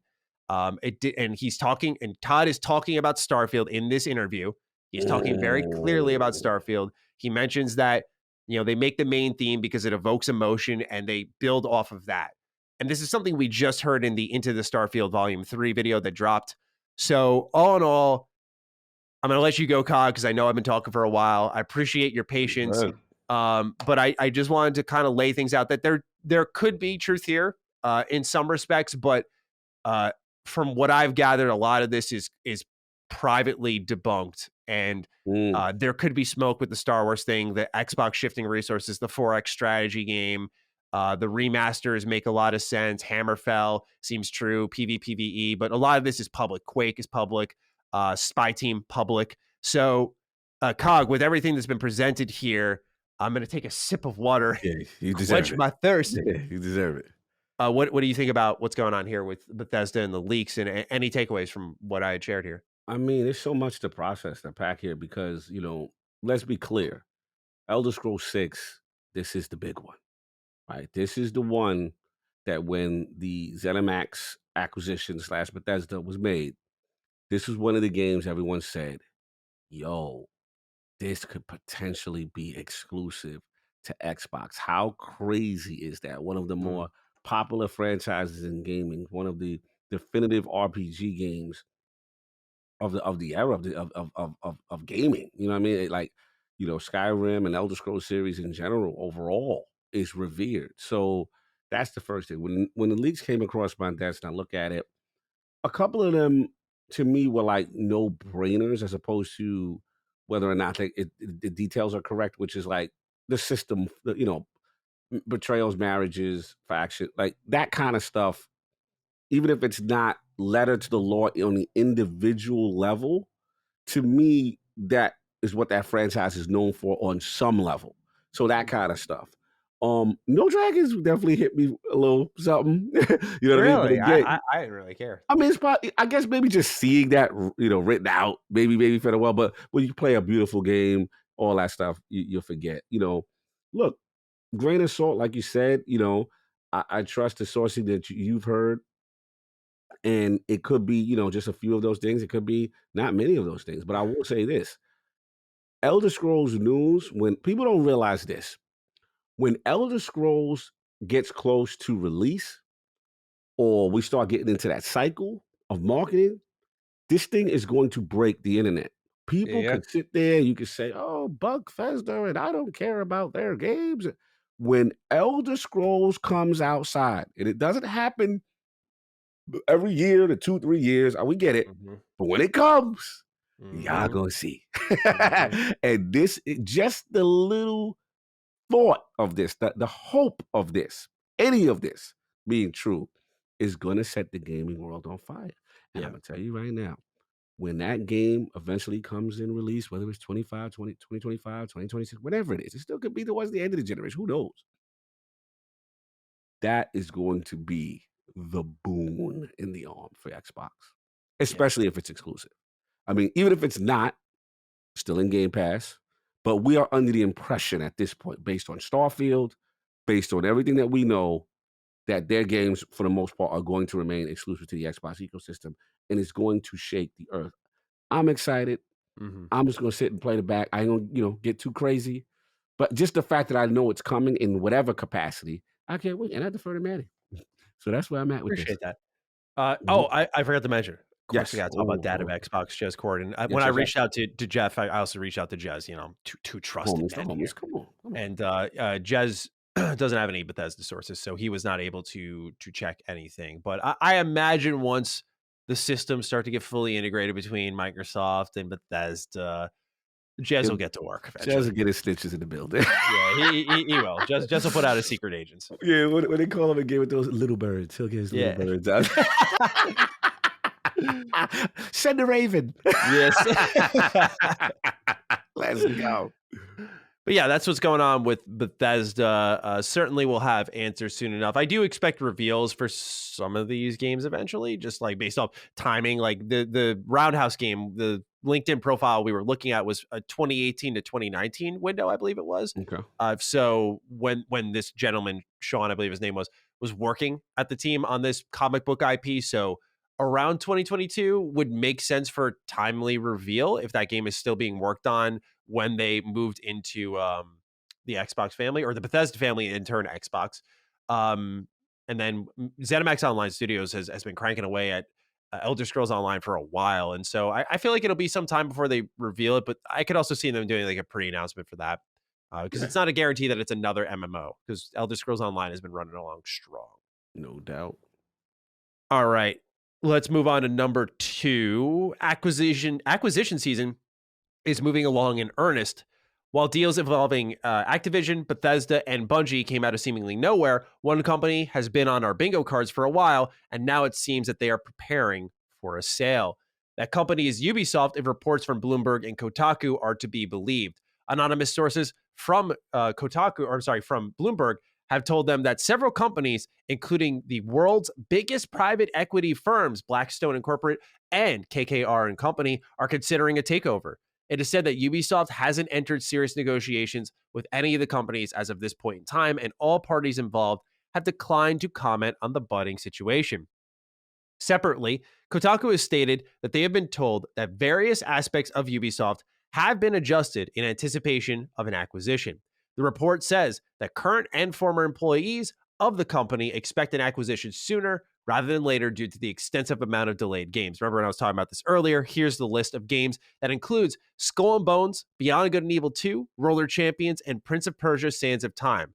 That doesn't include the slate of games that will likely define the company's future, such as Splinter Cell Remake, Avatar's Frontiers of Pandora, Assassin's Creed Infinity, and Massive Entertainment's Star Wars game. During an earnings call in February of this year, Ubisoft CEO Yves Guillemot said that the company is willing to review any acquisition offers, but that they can remain independent. This is a company that isn't a stranger to takeovers, as Vivendi tried and failed to do so back in 2018. Let's move over to Alex Gritzmacher, who writes in, greetings, my Dukes. With the rumors that Ubisoft is willing to sell and equity firms, if I could read this episode, and equity you can do a firms lot. eyeing them for takeover, is there any chance Microsoft or even Sony swoop in to save Ubisoft and their IP from a buyout by money-hungry Wall Street execs? Microsoft would probably want to keep laying low after the Activision acquisition, but Ubisoft's IP would fill gaping holes in their lineup, #just1. Yeah. As for Sony, I wouldn't have thought they could afford Ubisoft, but Ubi's market cap is only $5.7 billion on the Paris Stock Exchange, down almost $12 billion from just 2 years ago. A $6 to $7 billion buyout of a massive publisher with popular IP, dozens of studios, and thousands of developers seems like a massive bargain, especially compared to the recent sales of Activision and Bungie. Thanks, and have a fantastic day. We do have more write-ins beyond that, but thank you, Alex. Cog, what's your read on the situation with Ubisoft? Are they staying? Are they going? And who are they going to? Yeah, it definitely feels, it's acquisition season. It's rumbling, when dudes is checking the books. You know what I mean? It tends to lead that way.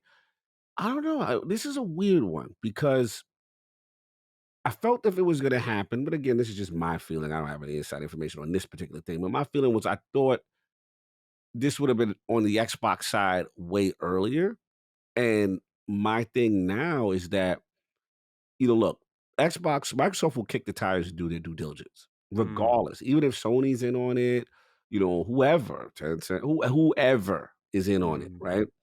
Microsoft will do their due diligence.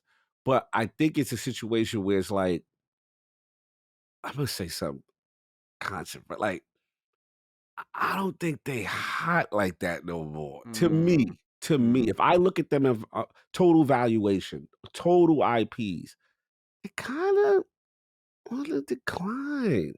In my opinion, I don't got the revenue. I'm just gonna go by what I feel. Let's just say that. Yeah, what I feel. Check. What I should say, because somebody be like, "Oh, I got the the next write-in. I've got the numbers. There it is." Okay, great. But what I feel, besides, you got the combination of, to me, declining IP. Then you got the overhead. Like they are a big, like there's no like support studio going on for them. Like they just big, they're massive. Yeah. So if I'm Microsoft, and remember the Activision thing kind of just fell on their plate with the scandal, what's going on with them. They tell Phil, hey, do a check-in, see what's going on. He gets the information to Satya, I always butcher it, Satya, whatever, I always butcher it. But, I look at that situation, the situation that I think kind of came to Microsoft last minute, and it's like, yo, we got to do this, right? We got to do this. We got to jump on this. This is a once. And you look at their valuation, right? Call of Duty, the Blizzard, the King Mobile, right? Like, it's way more involved with that. So I think a thing like Ubisoft kind of falls to the table. Now, with Sony, it would be interesting. I'm not saying they can't do it. I would be surprised. I would be surprised if they did it. But I feel that it is acquisition season. If you're Ubisoft, this is your only shot. Like, this is the time to get out the game if you try to get out the game and be owned. So I do think something potentially is coming, but it may be one of them. If I'm going to guess, gun to my head, I don't think it's Microsoft or Sony. Yeah, same. I don't think it's Microsoft. I think it's some outsider, whether it be Tencent, Embracer Group, whomever. I just don't get the feel. I would be surprised if I'm wrong here. And especially with Microsoft, they got to close this thing with Activision Blizzard. So I'm dying your thoughts here because I've kind of cooled, Matty. I've kind of cooled. And I used to be gung-ho, like, yo, Microsoft needs to do it. Microsoft needs to do it. I'm kind of cooled on it. But where you at? Yeah, if I'm Microsoft, you focus on the smaller teams. You look at something like Halo Infinite, and I'm like, go get a studio like Certain Affinity. Go get them to make sure you're supporting the things that already exist, not always looking for the new toy. So something like Ubisoft is a company I actually see a lot of value in because of the things that they would bring to Game Pass. And some of their new games are exciting. But, I think it's funny I say this because you look at something like Activision, but Ubisoft comes with a lot of baggage. But at least with Activision, like you mentioned, Cog, behind that is a stack of IP, some of the most lucrative on this planet, where it's worth the headache. Ubisoft comes with a bunch of headaches on culture levels, on management levels, on talent management levels, and then the IP, the amount of dead projects right now, where it's a lot to fight through. Where I don't see an Xbox leaping into this. We're all learning together, is what I've been saying. Where I don't see Xbox doing another acquisition until they finish up the Activision Blizzard King one. But for me, it's like if they were to do one, it would not be on the size of Ubisoft. So I kind of roll them out. Again, I'd never say never because who knows? Maybe they go for it anyway.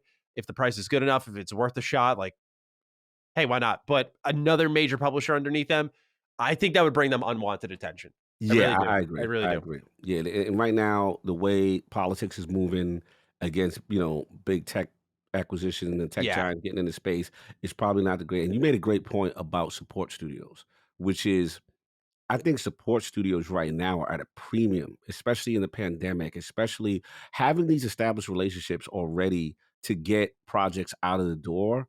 Mhm. Really, in a pandemic world is Mhm. way key in game development right now. Yeah. You need the certain affinities to jump in, and they've already got this relationship with you already, right? I Mhm. think that's the premium right now because I think more games, the vibe I'm getting, are more games are suffering in a pandemic world than you think. And we're gonna get into this one, and we're gonna get into a couple of other ones later, with certain topics where I do feel it, and I think some were just not as prepared as others. Not making excuses, Yeah. but I do feel that's a factor that we can't ignore, because a lot of people roll their eyes, and we're gonna get into the meat and potatoes of that later. I do think PlayStation makes a lot more sense than people give it credit for. The reason I say that is because of the way they're establishing such a live service future to support the just ones. I feel like with I'm sorry, not Assassin's Creed, but that is one of them. But like Far Cry's going to live service, Assassin's Creed's going live service. They're going all in on live service, all in on NFTs.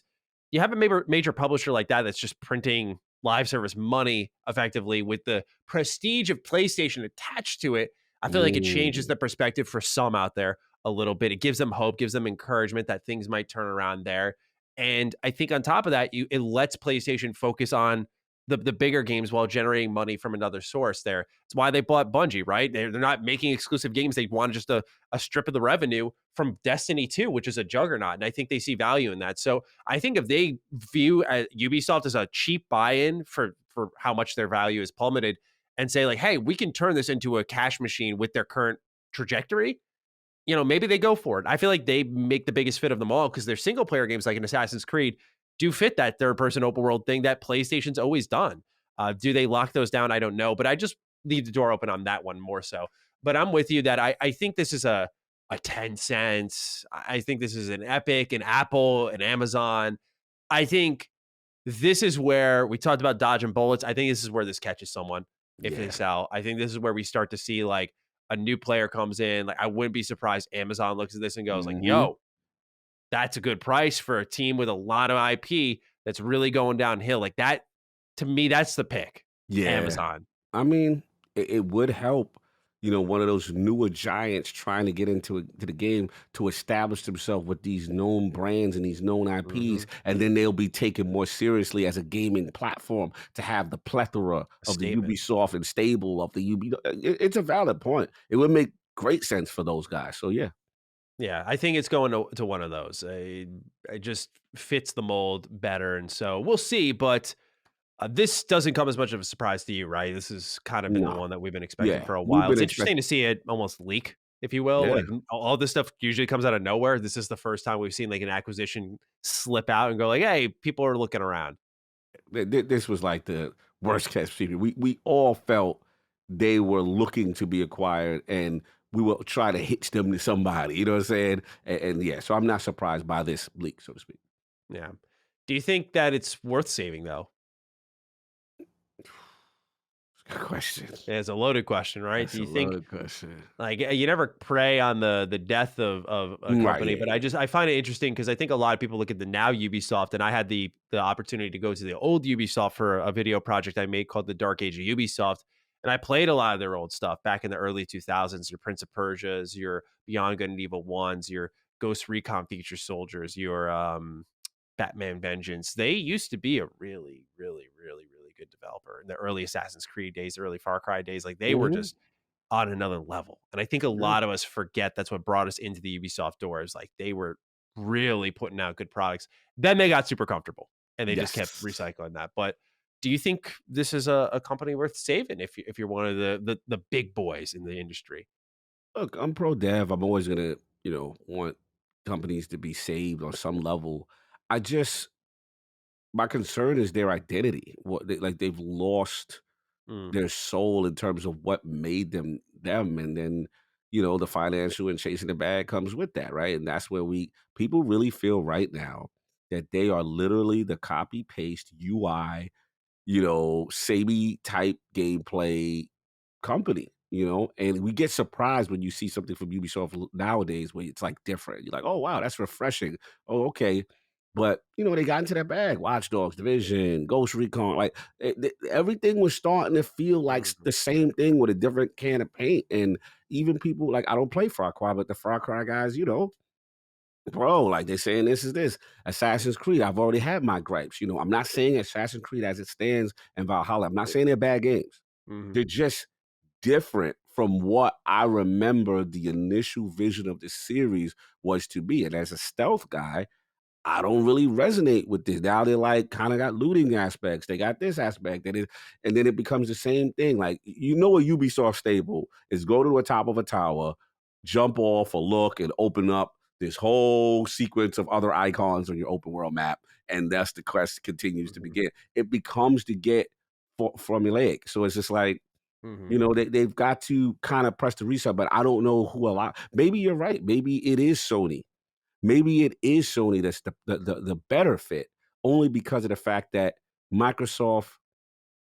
I can't say that either because Microsoft does like their live service and they multiplayer it too. Oh, of course. But Sony does need that more Yeah. than It Microsoft accelerates needs the it. current plans that Sony's heading towards more than Xbox, who's pretty Yes, established in there and has their hand tied with, yes.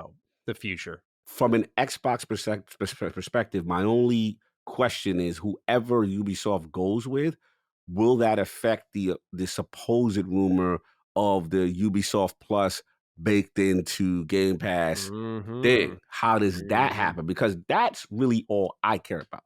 My thing Mhm. is I want value to Game Pass. So if Game Pass gets better, yeah, you put their games in that service. Oh Mhm. yeah, I'll try Assassin's Creed remakes, Yeah, yeah. remake. You know what I'm saying? Like I'll try your little cookie cutter joints then. You know what I'm saying? Because I'm not going to make that investment. But that to me is when I'm in. But other than that, I want to see what happens and how that affects the relationships. Oh, and like, what Sure. about your thing with Amazon? Like, what if Amazon says, "Yo, it's ours," Mhm. All games come with Prime. Hey. and like, what happens to multiplayer? It'll be interesting. I want to know. Yeah. I want to know. We'll see in due time. I imagine they'll be wrapped up by the year's end, so Mhm. time will tell on that. But let's move on to number 3 with a really hot topic with our patrons. Mm.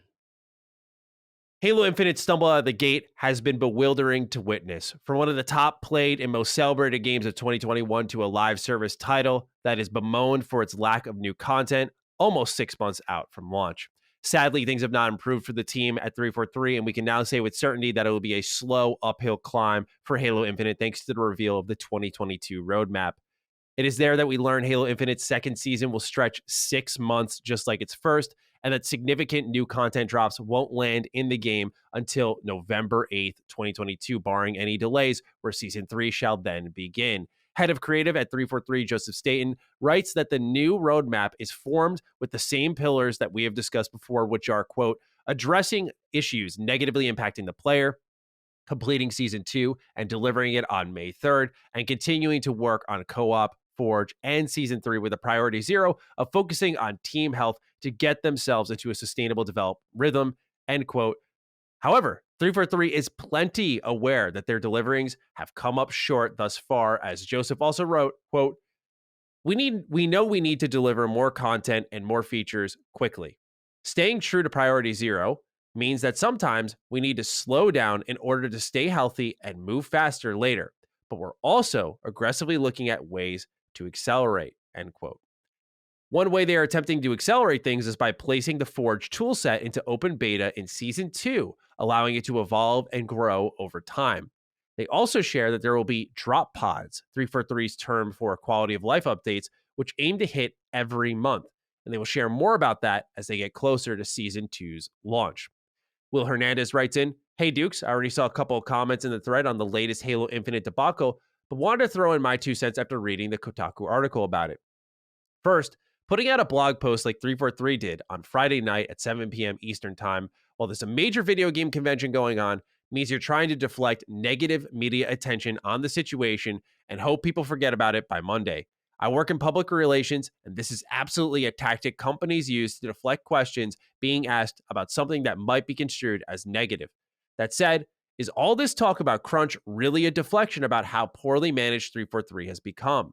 I think it's easy in this day and age for a dev to come out and say that they're doing something for mental health of their employees. But to me, that seems like a convenient excuse to hide a much bigger problem, especially given the issues we know 343 has had in the past.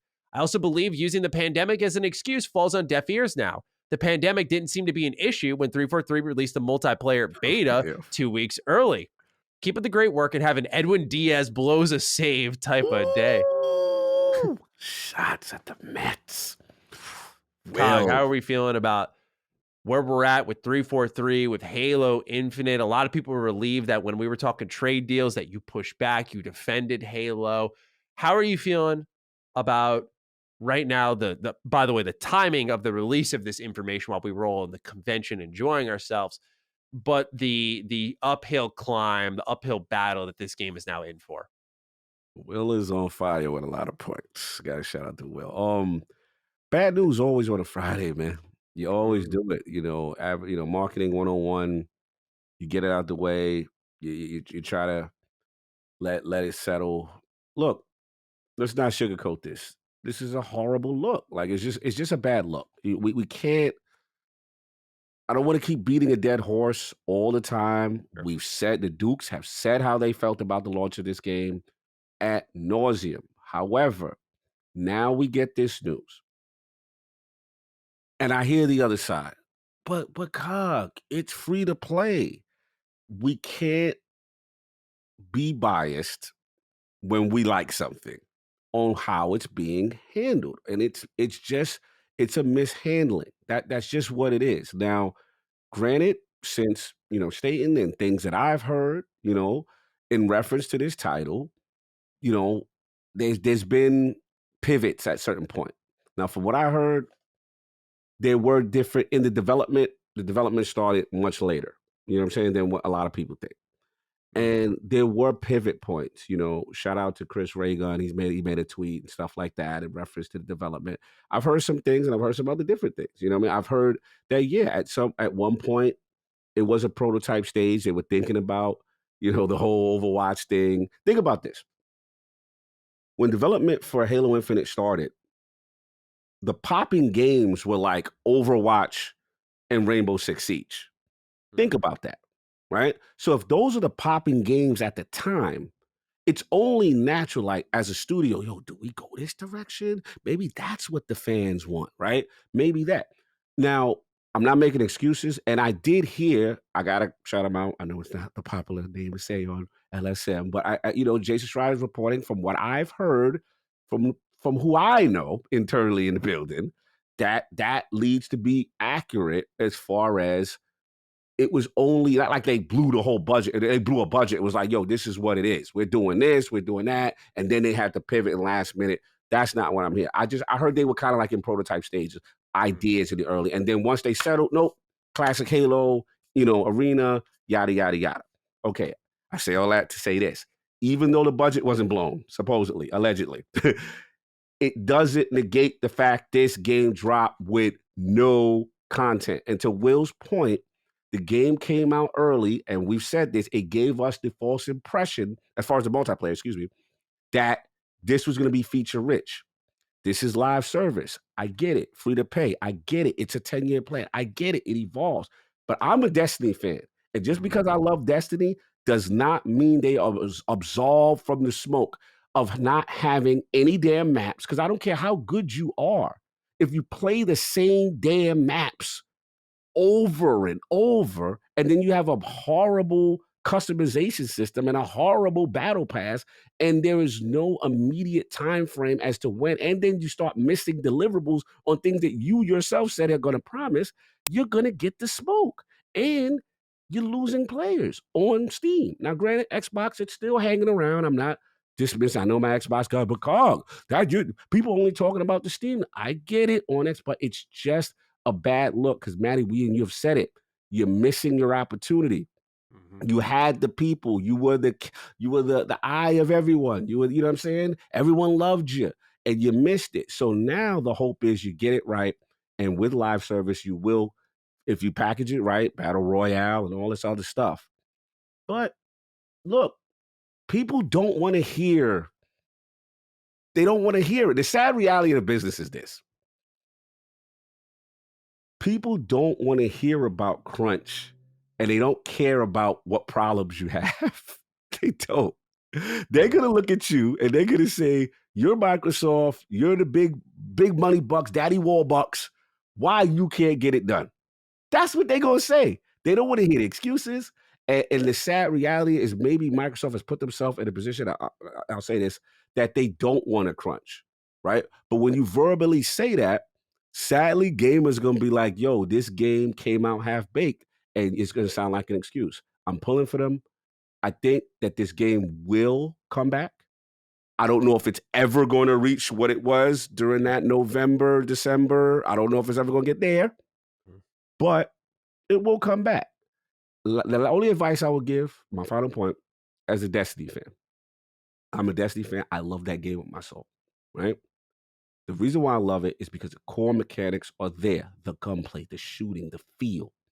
Halo has that. The gunplay, the shooting, the feel, the arena. There's not much like it. When you have a core that is solid, you can come back, right? The issue just comes down to, instead of me getting mad and stuff, when Destiny does foolishness, I've been on Bungie crazy. Like, how do you launch with no content? I stop playing and I move on. What they gotta hope is guys like me who are the hardcore come back. Because if you don't, see, Outriders just come out with some new stuff. You know, Warzone 2 we hearing about. Bro, it's stuff people. Xbox's own stuff, by the way, Redfall, Contraband. Bro, fans ain't loyal. That new hotness come out, and if you don't come right, it better be all ready. This Forge better be popping. 6 months. No, woo! I'll leave it to you now because I've ranted. Yeah, no, you put it beautifully. I'm going to echo a lot of your sentiments here, but the one thing I'll toss out there is I do agree with Will on the front of, like, I'll call their bluff on it and say that they are somewhat full of shit on this mental health focus. And the reason I say that is because they've been saying for months that they need to walk so they can run. And I get that. I respect that. But to me, I can't sit here and willingly buy in till I'm blue in the face that this isn't the time to run. You can't tell me that right now, when the pressure's on, when the player base is down, when there's no content, and you're looking at your future, that I'm not calling for crunch, but you're saying we walk so when we can be more aggressive, we can run. Why not now? And that's where something like, I'm not there in the studio. I don't know the answer to that. I don't want to be disrespectful, but I just call BS on that to some extent. It just doesn't add up with the studio vision. When do you run if now's not the time? Do you run when you're in this, as Joseph's put it, sustainable development rhythm? Then are you sustaining a crunch culture when you're running? That's what I'm not following here. And I got to call it as it is because it just doesn't add up to me. I want these workers to be healthy, to be safe. That is priority 1. Of course, or 0 in the case of 343, whatever it means. But just to me, it's not adding up with the narrative that they are presenting. Something is being mismanaged here. They are very behind in some way, shape, or form. And it's kind of it's got an echo of how I felt about E3, where they're like, we're not going to do E3 in person because of the pandemic. And then PAX shows up, PAX East show up. They're like, yo, vaccination, masks, they're required. And there you go. You're in. We can have our convention. And so to me, and now they can't have a digital one, but I thought you couldn't have the physical one because of the pandemic. So why can't you figure out the digital one? So to me, there's something going on behind the scenes is what I'm really getting at here. That's keeping them held back big time. Look, I hear a lot of people agree with your sentiment. I can't really say much. The only thing I can't really push back. You know what I'm saying? I mean, I get it. You know, like they're not going to be afforded that talk, especially they're in a tough spot. And I feel bad for them. I feel bad. They're in a tough spot because one thing I do know about, corporate and stuff like that, plans change a lot internally. And sometimes you've got to be able to pivot. So sometimes all this work that you've done gets scrapped, right? And now you've got to pivot in a new direction, whether you agree or disagree. Then you couple up, again, not making excuses. We do know that they had a lot of contractors, a lot that, didn't stay and then leave and go. That's continuity of a project. Again, people don't want to hear it. They're going to look at the top and they're going to look at what you said, the management, and say, why are you consistently in these problems? That's what they're going to say. And now it's to the point where it's a track record thing. And this is where I lean. This is the part where I will lean your way. Is we had Master Chief Collection. We had, which was a disaster. A disaster, right? Let's not sugarcoat it. That's what it was, right? You had the 5 situation where one portion didn't land right as far as the story and people felt. You had the 4 situation where one point didn't land right. So that's what the talk is. The talk is what is going on in the management that you can't get it right. And then you're the flagship franchise. So we said before, could you imagine a scenario where Nintendo is bringing out Mario in half-baked situations with Mario Kart and half-backs? You know what I'm saying? Like, could you imagine Sony's flagship? If you want to say God, I don't know who you want to say that. Sony got so many. You know what I'm saying? Like, you know what I mean? Like that. It just it's to that point. So you just hope that now they've hopefully got it together after 6 months. Because here's the other thing. After 6 months, we're going to wait again? Or is that now going to be in a cadence of proper content delivery? That's the problem. There's no proper content delivery. You're not making deliverables. And you're big, bad Microsoft. No one wants to hear that. That's the thing they're going to go to. So that's why I do empathize with your point. You know what I'm saying? I empathize with it. I just want to see how this thing plays out because it's the game is fire. It sucked. The game is fire. It's just no one wants to do these maps all over the place. And you know what I'm saying? Like no one wants the bad system. So get it right. It's tough love. That's where I'm coming from. It's not that I hate you. I'm not trying to be disrespectful. Get it right. That's all people want to hear. And once it's right, they'll be back. Yeah. And one thing that I think goes over a lot of folks' head is we're talking multiplayer, and this campaign's supposed to expand too. And that to me, just from my perspective, is just getting bumped back further and further because I doubt that suddenly the campaign's more ahead than the multiplayer. Could be wrong, but there's a cliffhanger aspect to Halo Infinite that obviously needs to be resolved. They're like, yeah, this is a service game. We're going to add new campaigns to it. And we don't know how big those campaigns will be, but the idea was the multiplayer would, as it's always been with Halo, be the legs to the next story beat and would continue on for a long while. And I just, I find it greatly disappointing how this has been handled long-term because it just feels like the reason I've rediscovered my love with Halo before the launch of Infinite, right? Played through each and every game again, as I did many times growing up.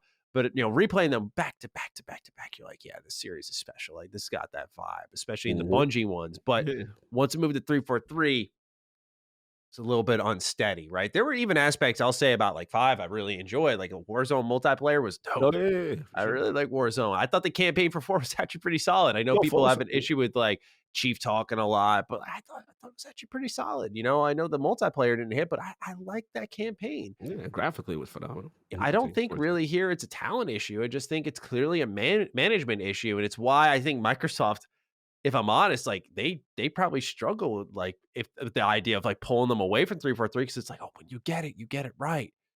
But you can't seem to get that down consistently. And at a certain point, you just got to take a look at, as you said, your flagship. I don't think it's the flagship of the future. I'll die on that hill, but you've been on it. Yeah, I know. Yeah, I don't think it's the flagship of the future because it can't be. You can't handle your baby this way. You just can't make this your number one thing. You put it perfectly. You look at God of War, you look at Mario, you look at Zelda, right? The caretaking that it's received, right? You see that they know Breath of the Wild 2. Oh man, like we got to get that on the holiday window, right? Breath of the Wild 2 is going to be, you thought Elden Ring was a takeover. Just wait for this game, right? Just wait for it. It's going to be a takeover for sure. They delayed into 2023 springtime because they needed to take care of their baby, right? With Halo Infinite, we've learned now this game was clearly in need of another delay. And what did they do? They got too antsy, too hyped up, too jumped up on having the big holiday punch for the 20th anniversary that's branded across COG's chest. And I'm sure a lot of money came in, but I think it comes with a lot of IP baggage, if you will. Now there's more damage done. I think this is I will fall on this hill as well. It's a different story if we're looking at 3 months later in March. You've got a stopgap in what is a dead part of the year for you. A lot of your content may be more ready than it previously was. And you can't tell me that it was good to eventually get it out like we were once told and we were agreeing with, like, it's good that they finally got it out, right? And you build on this because that perception was built, or that exception was built on the idea that, oh, you released a multiplayer, so you were ready. You're good to go. You're in the sustainable development rhythm. Clearly you weren't, so you rushed it out for the holiday sales. And I just can't help but express that tough love, that disappointment that you got to be better than that. When you got your prized IP, if they did this with Gears of War, I'll be furious. You can't do that. I want to ask you a question because I see a lot of pushback lately. But Matty, it's a free-to-play game. It's a live service that they never start off good, and that's how it's supposed to go. What do you say to that? I'm curious. I get that. I actually think that's kind of fair. It's they are probably internally operating on the idea that like the ease of access was a big part of the success of this game when it was on the highest mountain. It's because people could just hop in and you got that traditional Halo experience. And while the monetization I could not stand, it's not like it was in your face in the gameplay experience. So clearly they know that's still a weapon, but now I think deeper in the cycle, it looks more like a weakness, right? Like this isn't good enough to sell. I think is kind of what it looks like. You can't get people to buy in. And maybe that'll become a weapon later when they start rolling with content where it's like, okay, I'll try it out. Why not? But I think that's where you start to get a lot of flybys. Hop in, hop out, hop in, hop out. And do you have enough of those to sustain traffic to develop new content for it? That's why you had to that's why these live service games got to get up to a strong start, because if they don't, they got Microsoft at their back. They should be fine. But if they don't, it's why you get like a Hyperscape or something like from Ubisoft that just like crashes and burns. Like, fuck, we didn't get the big pop off the gate. Why do you think Apex Legends is where it is, right? They surprised everyone. It was this brand new battle royale, came out of nowhere. Just over a weekend, it was just announced, and it was the movement, and it was really damn good. And a lot of people discovered Titanfall through it, started to get content. It took a little bit of time, but it didn't take this long, and they got in a steady rhythm very quickly. So again, you have that window, and their window is shrinking. And I think come November now, we didn't even talk about this. Come November, when you're taking a nice look at what's coming out for Xbox, let's say Redfall isn't delayed. It's September. You got Starfield, we know, in November. Really? Really? Yeah. You're going to stack all of these against each other? It's funny, though. Historically, even though we complain, Microsoft has done this. Microsoft has, I don't like it when they stack It'll be good for everything. our show. Oh yeah, we'll have tons of stuff to Yeah. talk about. Yeah, it'll be nice. Content. Yeah, content, no doubt. But yeah, it's just an unfortunate situation, and I just hate to see a game Mhm. that I know at its core is actually good, Yes. right? And Yeah, just go through this, and we just got to hold 343 to the fire until they're able to execute and land the plane. for sure. All right, number 4 is good news. Despite what has been considered a sluggish first half of the year, Xbox is enjoying the fruits of their investment in Game Pass and new studios. According to NPD analyst Matt Piscatella, Xbox hardware unit and dollar sales set a new all-time high for the company, where their previous bests were 2011 during the 360 generation for units sold and 2014 during the Xbox One generation for dollars earned. Microsoft CFO Amy Hood shared with Bloomberg that Xbox hardware sales rose 14% in the March quarter, and that was better than the company expected. Amy also said that Xbox is gaining market share, and Satya Nadella followed this up by clarifying that Xbox was the leading next-gen console for US, UK, Canada, and Western Europe in the past 2 quarters. Amy Hood projects that around June, gaming revenue will dip to the mid to high single digits amid tough console supply conditions and lower gaming numbers as we come out of the pandemic. Lastly, video game charts shared comparisons between the Xbox 360, Xbox's most successful hardware ever, and the Xbox Series consoles after their first 17 months on the market. While the Xbox 360 reached 9.38 million units sold, the Series consoles are on a much more rapid pace at 13.87 million units sold during its first 17-month lifespan. All right, let's move over to Ekan Adil, who writes in, "Hey, Duke Boys. Xbox Series consoles outsold PS5 in Q1 2022, according to NPD data. This is despite the fact that Microsoft has shat the bed this year when it comes to AAA exclusives. Do you think the importance of exclusives is overrated for the average casual consumer when compared to good services like Game Pass, Xbox All Access, and availability? Greetings all the way from Baghdad, Iraq." Thank you, Ekan, for writing in. Appreciate you. Cog, do we bend the knee here? We have been bitching up a storm on this show, but they're having themselves a monstrous month. And I'm usually not that type of guy where I'm like, oh, I see a lot of like Xbox shows and whatnot, like really celebrate, like, yeah, our guys are really killing. I'm just like, let's not do that. Yeah. But I think this is an interesting conversation to have because we're looking at what was supposed to be a dead first half of the year, but they're selling units. So Yeah. why do you think that is? And how do you feel about the exclusive conversation that we've really been pushing on this show? It's a great debate and discussion. I think it's a half D for me. You know what I'm saying? Like, I can't fully go there because I do think they are fortunate in some areas, but forget all the sugarcoating and trying to take credit away. Let's give them their flowers. Right now, they're doing better than the 360 era. With, let's be real, not a lot of their first party exclusives have been hitting, already yet, of launch yet, right? Mhm, mhm. So that in itself is monstrous. Here's the other key thing. Let's be real. Last generation, it came to them MPD numbers come around. You hear about engagement. You'd hear about, oh, we flew 65 kites and 65,000 cars were driven around a corner in Forza, and you'd hear that talk. You seeing Amy and Greedy and Satya outside. We are the number one next gen leading net. So they are letting people know that is pure marketing. Yo, we're beating Sony the last quarter. You know what I'm saying? Like we're the thing. Yeah. And that's when you sense a shift. Now I get it. People can be like, yo, supply constraints. I get it. For as far as the PlayStation.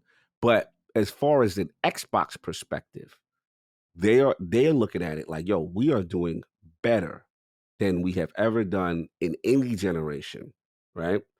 And look, it's impressive. I can't take nothing away from that. That is here's the thing. And I don't want to make it a fanboy thing because I know PlayStation guys, oh, there's constraints or whatever. But then on the other side, people are going to say, oh, they have no games, right? Mhm.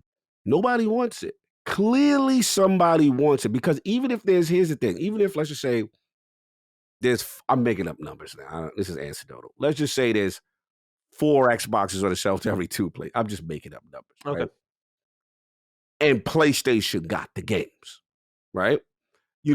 There's still a consumer that's going into the store and saying, there's something about this Xbox that I want, whether it be Game Pass, price of entry, features, or games that they see that they like. There's something that's making people buy Xbox. You don't go into a store and just pick something up because you don't want it. You know what I'm saying? Like there's value in it. You're still paying for this. So that's the thing people have to get to wrap their head around. At the end of the day, yeah, let's just say their constraints are better. They do have more available. But if the product's not good and nobody can, it'll sit there. It don't matter how many you got running around. As King would say, I don't care if you got 7 TCLs there, people coming in there for the LG or the whatever, the fly hot TV. You're not going to just go buy the whack TV all the time. So that's the thing. And I want to give credit but to the main question. The exclusive thing. I am a fan of exclusives. I feel exclusives give identity to a platform. Yes. However, well said. However, I will say that as the hardcore, sometimes we conflate. Sometimes we overvalue from what the analytics say. And the analytics say there's more guys playing Call of Duty, Fortnite, yada, yada, Apex. You know what I'm saying? Like, those are the guys that move the needle. The NBA 2K, Madden, those are the guys. So if those guys are saying, hey, this Xbox got this and they got Game Pass and I can play this, that's where the generation's going to go. So that's what people have to realize. And that's the part that's shocking because we're not seeing Avowed, Elder Scrolls, all these stuff we're talking about, right? Hellblade, you know what I'm saying? Redfall, Starfield, they haven't hit yet. That's scary because now what happens, not to get fanboy, but it's like I tell people all the time, every generation is a clean slate. If you get them now with value and this great service with great games in this service, let's not act like Game Pass ain't got great games in it. So you get them in, and then some people are like, yo, I don't want to play 70 or hey, whatever. Now it becomes a thing. And then when the games start to steamroll, oh boy, that's how you could potentially win a generation. So that's how I'm curious where you're at with this because I felt this is a really good discussion. This is a really good inflection point on where we are in the generation and to see what's happening here. But, what do you think? You think it's overrated? You think, wait, I'm curious what Matty. I think we definitely underestimated the power of Game Pass here. I do think there's a shred of me that says that a lot of people are buying in for the future. 100%. We have write-ins every week that people are like, I'm excited for Starfield. I bought a console. We don't even know what Starfield really, truly looks like in motion. And people are buying a console. Well, we kind of have an idea with the reveal trailer, but you get my point. We don't have that gameplay and people are buying in. People are buying in for the future because Xbox is investing. They're seeing the purchases and they know that value of Game Pass that exists now will only be more incredible to them when you got your Call of Duties dropping in there, which is, again, speaking to the casual you were talking about, when your Starfields are dropping in there, your Hellblades are dropping there, Fable, a new Forza game. They're covering a lot of ground. So I think we definitely underestimated Game Pass. And I talked about this a bit, I think it was last week or the week before, but they're doing a great job with Game Pass this first half of the year where they haven't gotten the big single player game I've asked for, but again, you talked about conflating. What we overlook very quickly is how many like little day one games they got all over. Right now, they're building up June. We'll talk about that in a little bit.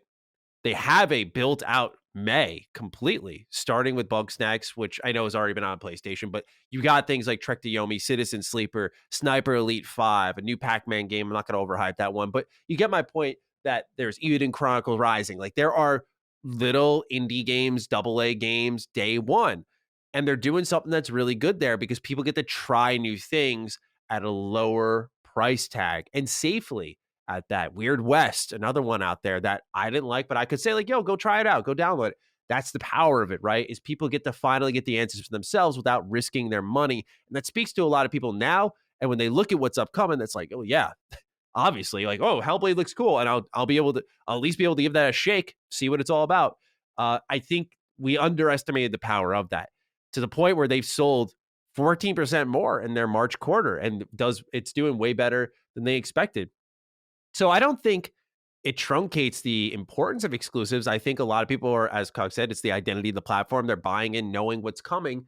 But I do think there's a lot now. You and I do this for a living, right? So we kind of dip in and out. We play a lot of the new stuff. I'm on both ends of the spectrum. I'm playing very, very old stuff. Like I said, Final Fantasy X, which came out 21 years ago. But I'm also playing like the current day stuff. But some people are like, oh, I missed this game from 2018, 2019, Jedi Fallen Order. What's this thing? And Game Pass gives them access to those things. So they're busy, right? They're hopping on Xbox. They're going to Game Pass and they're catching up. They're going into the backlog. They're playing what's interesting to them while we're here in the hardcore gaming circle talking about the new. That's not what everyone else is doing. And that's, again, another strength that Xbox has that I don't think we really have spoken about enough. So there's a lot of reasons why this is happening. And much like Cog said, we don't want to go rah fanboy about it. But it is good to see that the ecosystem they set up, that they bought in hard on in 2017 and started supporting with acquisitions in 2018 and moving to PC later on, all of that is paying off now because it's not just limited to one platform. So it makes sense why these consoles are selling. It makes sense why people are seeing the value, even if things are slow, is there's an anticipation in the air. There absolutely is. I think we had a write-in this week. I apologize I didn't use it because we were loaded up with a lot of other ones. But it was, I don't even think it was a question, but it was more so saying that it sucks that you guys have to do this show effectively because you don't have much to talk about. This week's obviously an exception because I feel like sometimes I know what you guys are going to say. So I'll just skip to the section of the new stuff. And I think there is an anticipation, even included in our show, of people who just want to get the new. And Xbox understands that. I talk to people at Xbox all the time. You know, we're trying to set up things for Duke. And I'm just like, what's the haps? What's the haps? And it's like, quiet time. We'll talk when there's things. And so they get it. We all see it. And so a lot of us are feeling impatient, but it's good to know they're succeeding even in their most, or rather least active time. Yeah, no, it's a testament. And that's why I said I don't want to poo-poo it. Like, it's a testament to the vision from a platform level, from a value level. And then, like you said beautifully, the Game Pass proposition is just too enticing. The average and the casual consumer is just say, hey, man, I don't care what these hardcore vocal minority on Twitter is talking about. I'm gonna get this, and this looks valuable. And we saw that last thing I said. We saw that survey when people said, if Microsoft was to finalize the deal with Activision Blizzard and Call of Duty and that stuff, would that entice you? And it was a strong percentage that said, "Oh yeah, that will get me into the ecosystem." So we'll see. Good salute to them. They've been doing a good job. Absolutely. Number 5, sticking with Microsoft here, they aren't done after their purchase of Activision Blizzard King. A job listing for a manager in the gaming strategy and development division has been discovered. The role, which was published this past weekend, states the following, quote, "We partner closely with the gaming leadership team to identify and evaluate transformative growth opportunities. Our charter includes helping to answer Microsoft Gaming's most challenging business questions, leading gaming's mergers and acquisitions programs such as Activision Blizzard, Zenimax, Double Fine, etc., and identifying and understanding key industry dynamics. The responsibilities will include supporting strategic decisions with quantitative and qualitative rigor, identifying key consumer technology business trends, and developing and evaluating the business case for content and technology acquisitions." End quote. Cog, they're not done. Obviously not too surprising. They've said as much. I think the last time we heard was October 2021. Then they got Activision Blizzard, but they're hiring for this, man. So they're still targeting people. How do you feel about this? Keep it going. You need to feed the beast. That is Game Pass. You got to feed it. You need games. We talked about the gaps early in the top of the year, and you see they were able to placate it with some of these games in these, but you still need more. You still need stuff in house that you can plug in. And they're not done. They're not done. Again, it's all about waiting for the Activision Microsoft Blizzard thing to finish, and then we're going to see maybe not on that scale anymore. But we'll still see more acquisitions on maybe support studios or other things that they've have their eye on. Absolutely. I'm excited to see when they get to that point where they're going to start targeting the smaller ones because I think they'll happen at a more rapid pace, and I think that'll be an exciting time for fans all around the globe. Number 6, hopping off the Xbox train for a little bit here. Tales from the Borderlands is making a comeback. Originally, the first season was handled by Telltale Games, and it is widely considered some of their best work. This time around, Telltale is not involved, and it is an all-new game. Randy Pitchford has confirmed this time, quote, "We're doing it to imagine all new characters and all new stories from the Borderlands," end quote, with more information set to arrive this summer. Gearbox had also shared that they purchased the studio, Lost Boys Interactive, who had co-developed Tiny Tina's Wonderlands, who will also continue to work on their own projects underneath their new ownership. Cog, thoughts on Yeah. Tales from the Borderlands? You ever play this one? Yeah, huge fan. Oh, Huge really? I fan. never finished it. I only played the first episode. Yeah, I really enjoyed it. I'll tell you a confession. Oh. I got into the Borderlands series late because of Tales from the Borderlands. Oh, And wow. I That's fell cool. I fell in love with it because I didn't understand what the appeal was.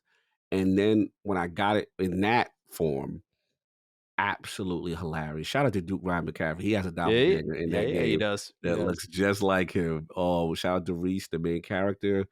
Some of the most some of the most amazing dialogue, funny lines. Like literally, I have stuff still on my Xbox DVR from way back when that game came out on some of the funny moments, and I literally had to record. I erupted in laughter. Oh, That's I how love that. good I it love that. is. So yeah, now I am a little, it's not gonna be Telltale, so we gotta see how it plays out.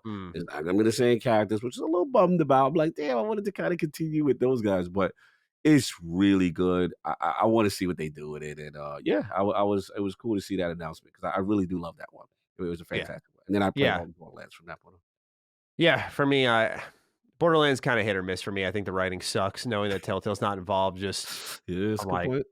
oh boy. Yeah, good point. Good luck, everybody. Good luck. Hope you like Borderlands, because if Tiny Tina's Wonderlands was anything to go off of, it's gonna be a rough go, in my opinion. So. You had thoughts.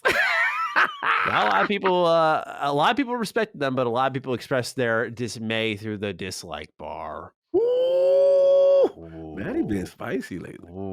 I How really dare wasn't. I thought my review, as always, I seem to think, oh, this will be not controversial.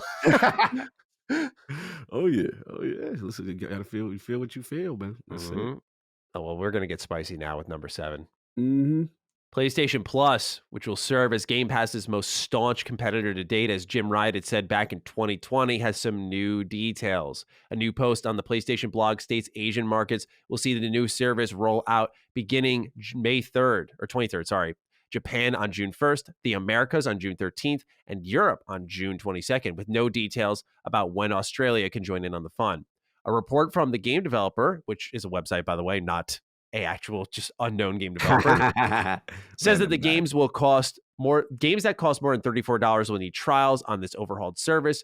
The trials must be 2 hours in length. Developers have up to 3 months to offer a time trial, and the change isn't retroactive. PlayStation is also staffing up a game preservation team. This was shared on Twitter by Garrett Fredley, who recently announced he will be joining the newly formed team as a senior build engineer. On a LinkedIn profile, Mike Bishop said that the, quote, day-to-day focus is on IP preservation for the business, ensuring the titles of today are captured, cataloged, and secured for the games industry of tomorrow, end quote. BRG writes in, with PlayStation requiring 2-hour trials for games over $34 for their PlayStation Plus subscribers, should Xbox bring back their demo program from the Xbox 360 era?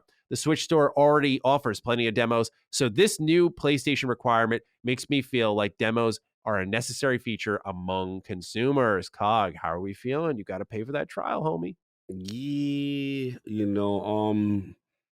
interesting. I was surprised to see this news. This was I didn't get it. I did a little bit more digging. So it looks like excuse me. My main concern when I heard the news was that from a development standpoint, as much as we as gamers like demos and we get to try stuff out, excuse me. Okay. What happens is I'm always concerned with the development cycle and them taking away from actually building out the game. Like you hear the stories of like, yo, we have to bleed to get that E3 demo out and whatever because it took away from development. Now, I did get some additional information. It does look like that the PlayStation Store team is actually going to be doing this. So that does change things a little bit. Look, I understand they're trying to bring value to their subscription service. Great, fine. I just don't like the idea of like kind of like a paywall to get into a demo. You know what I'm saying? Like I just ethically don't like that. You know what I'm saying? That's just me. So with the question with Game Pass, I don't I don't really feel the need. You know what I'm saying? Like that's just me. Like I don't if the dev wants to do it and make it great. You know, if Mhm. that's something they want to do to promote their product, great. But it's like I'm not into the early access and game preview in a subscription. If I pay subscription service, buddy, I want subscription premium ultimate finished product. That's Mhm. me. Like so I'm not really with that. That's just where I'm at. It's interesting. I was shocked. Like I guess this is their way of saying, hey, this is how we're gonna give value to our thing. It makes us a differentiator from Game Pass. But I'm dying to hear what you guys say. I'm like, I don't know. Where you at with this thing, man? I want to shout out Destin Legary because Mm, he's just been really on a warpath and he's been really taking it to PlayStation in a mm, way that I think is fair because mm. he's been using Xbox as an example, taking their products, their brand, and posing it as if Xbox were doing this, what it would look like. He was saying, I can't wait to pay to get demos and then have access to 360 games. Isn't that fair? Isn't that fair, everyone? And people were like, "Screw you, man." And I was just like, he's spitting facts, man. Like, It is bad. yeah, he's fighting a battle, but he is spitting facts, and it's much of how I feel, which is my argument has not been like PlayStation Plus is now bad. It's just that I think PlayStation fans deserve better. And the reason we talk about it so much on this show is, as I've said, and as Jim Ryan has said, I'm going to throw that quote into every write up because people still insist it's not a Game Pass competitor when literally he said, like, what are you doing for Game Pass to fight against it? He was like, oh, we'll have more on We'll that have soon. something, yeah. Yeah. Yeah, but it's not Game Pass competitor because Game it's Pass not as together. good as Game Pass. I'm sorry to say it's not, It is but what it a is, yeah. lot of people are fighting with that. And so they're deeming it not the Game Pass competitor to lower a level, to make it acceptable. And for me, it's really just I don't think a lot of developers are gonna like this if this is mandatory. I think in the game I'm working on, I'm like, you're telling me I gotta find a fucking 2-hour chunk to fit into your time trial set? Hell no, dude. Hell no. If you give them 2 hours with the game from start to whenever the 2 hours is up, wherever you are in the game, then that works in one respect. But it doesn't seem like what we've seen with the game so far is how it's going to work. It seems like it's you pick a section of the game and the developers put it in as a trial, Mhm.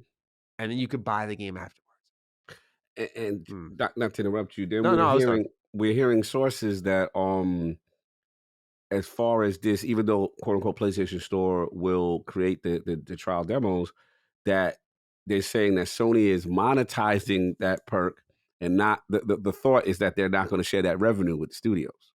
Oh, So that now shout out, I believe also Rebellion. come on over to the green team. You Come on know, over. Water's fine. Come on in. it's interesting. Listen, from what I heard, this is kind of developers leaked this out. Like this is what they planning on doing. Oh yeah, it's that. So That's when you know. that's when you know. See, when developers say, and then we start to hear rumblings, right? When we have, shout out, we had Graham Smith on, right? Drinkbox and stuff like that. And you start to hear the little rumblings when they don't want to outright say another platform is worse. But they're like, yo, Mhm. Game Pass did this and Xbox did this, and yo, they were great with us with this, and you know what I'm saying? But you know, this is gonna get interesting. It's interesting to me that as gamers, when we have a favorite, right, we have to be careful when things are anti-consumer. Because I know where you're going with the Destin thing, right? That when things are anti-consumer because it's your favorite, you're quick to deflect. You're quick to whataboutism and all this other stuff, right? Me and you, we got to give the Duke some credit. We have called out things when we like, yo, fam, we feel sometimes they're leaning a little bit too extra multiplayer with Game Pass, right? And we've called certain things out. In this case, we just got to say, like, yo, it doesn't feel consumer friendly. It doesn't feel developer friendly right now. if this is to be true, assuming all of this is true from these rumors or reports, and they have to provide a demo or provide a slice and say, okay, PlayStation Store, you do it. They promote it. They put it up on the thing. You ain't getting no cut. Like, I get it. I get it. I can see where devs like, yo, like, and then it's like every game, right? It's not like is that what we're hearing, right? Is it like, from my understanding, is there anything exempt from this if you're part of it? Yeah, it's just real. I'm not sure, but it's really like, I just think that this is a service that needs improvement. If you're starting to see devs like come out and say like, going on over here, like, I'm just hoping it makes the rounds. I think PlayStation needs to do better. I found the tweet from Destin that was he says, I wish Microsoft charged me $10 more to play on Xbox Series X, put 2-hour demos exclusively behind a paywall, and made the 360 library streaming only. That would be an amazing move and super pro-consumer. And then he actually added a tier to his videos where he says, enjoy a 2-minute demo of videos that are already free on my channel for only $14.99 a month. He's messy, man. He's worse than me. Yeah, he is bad. Look, it comes down to the semantics. Is it they're forcing devs? Is it not? Who gets the right? Look, all I'm going to say is, historically, when devs start chirping, historically, it's because they generally not happy with what's about to come. Yes. That's all I can say. Public pressure. Yeah, so we're gonna see. It's one to monitor once we get all the details, all the behind the scenes. I'm dying to know about it. But yeah, I definitely is an eyebrow raiser for sure. See what happens. This game preservation team, however, on the other end of the spectrum, about that. I like where they're going with that. They're setting up a whole team for this. Xbox, take notes on that. I don't know what this team is about, but the fact that they even have one is awesome to see. The day-to-day focus on IP preservation for the business, ensuring the titles of today are captured, cataloged, and secured for the games industry of tomorrow. That's what we need. We don't need these stupid DRM disc checks for the first time they enter.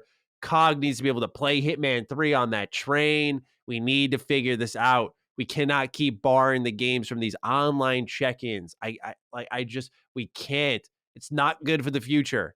These games are disappearing off digital store shelves. Remember the Metal Gear Solid one that was supposedly coming back very soon? As far as I'm aware, still gone. We're talking Metal Gear Solid HD. Yeah. Come on, man. Like, I'm just happy to see PlayStation's doing this. You got any thoughts on it? Yeah, completely agree. And I also, not only do I have love for PlayStation in regards to that, I have love for Nintendo Switch as well. Like, I love that, like, when I travel, like, the local, having that physical game, not requiring some check-in.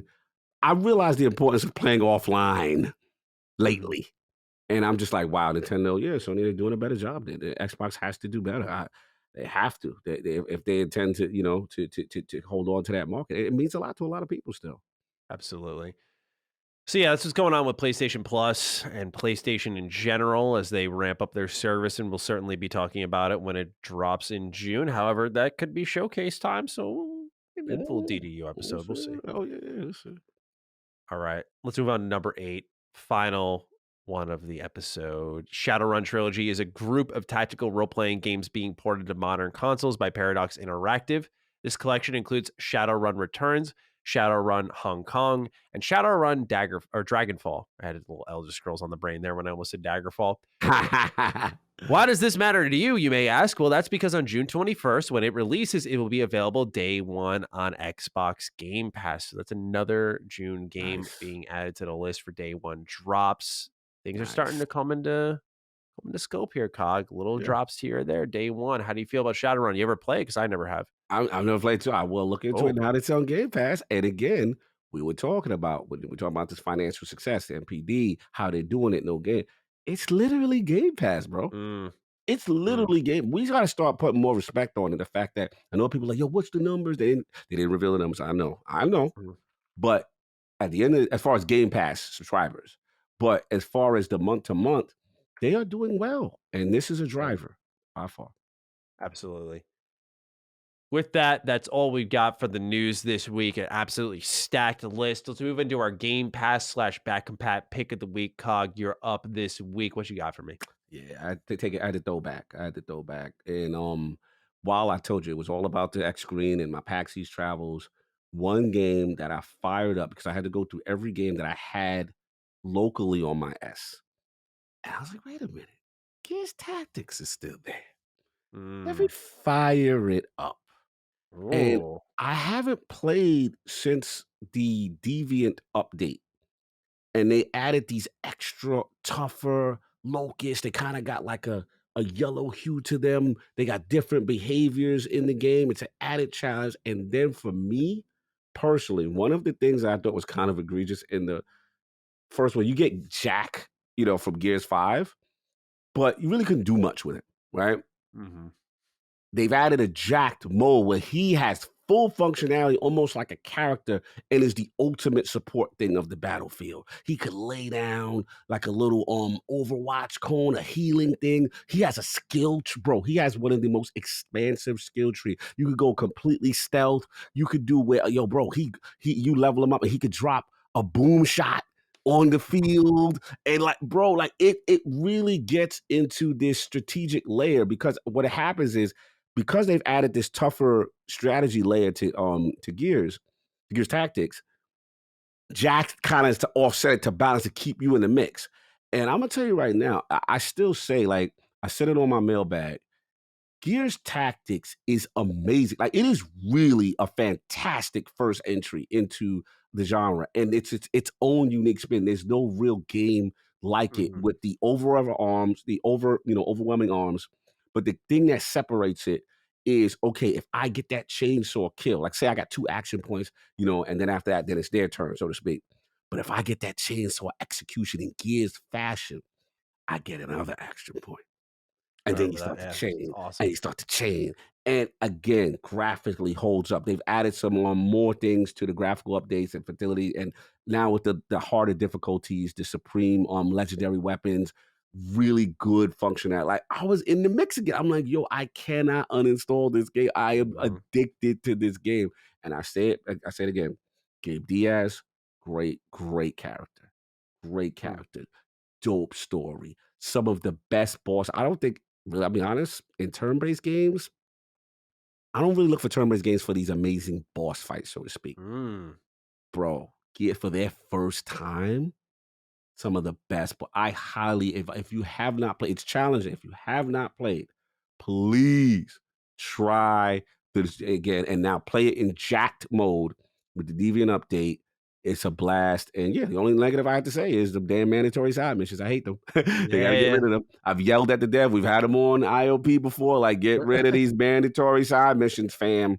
Let us, Yeah. do what we want to do. But go fire that up if you need that fix. You still haven't played it. It is still How amazing. long is it, by the way? I would say it's tough. It's not, if you're able to do it, it's just that it's tough. So I would say 12 to 15, Oh, it's shorter than I thought it'd be. but it's hard. Those last 2 Mhm. chapters, like from the beginning, the game is a tough game. The difficulty curve on normal is hard. So it's like, as you get to chapter 4 and chapter 5, that's what really sets you back. It's the difficulty. But I would say about 5 chapters, about 4 to 5 missions per chapter, with 2 or 3 of them being mandatory side missions. But Mhm. yeah, go check that out, man. I had to throw it back. And I Right was on. I was playing it in my little man, my series as having a ball, man. I love Right that on. game still. Awesome. I Mhm. love that. All right, time for our 5 final questions of the show. Dave Ramos is up first. Hey, Dukes, first time writing in. Quick question for you. If someone broke into your house and you had every video game console and or handheld at your disposal, which would you use as a weapon to stop the intruder? Personally, I think I would use my GameCube because of the handle on the back. Makes it an effective melee weapon in a pinch. Though this question stemmed from a dream I had where someone broke into my house and I threw my PSP at them. So maybe that's a good choice too. Regardless, I'm curious at what both of you pick. A This scary is dream that you gotta use your PSP for defense. That's a small device. That's a small device. That's a small device. I like this. This is hilarious. Shout out to him. The GameCube, I didn't even think about it. That is kind of Mhm. ingenious with the handle. You like got this Mhm. big box thing, and you can listen.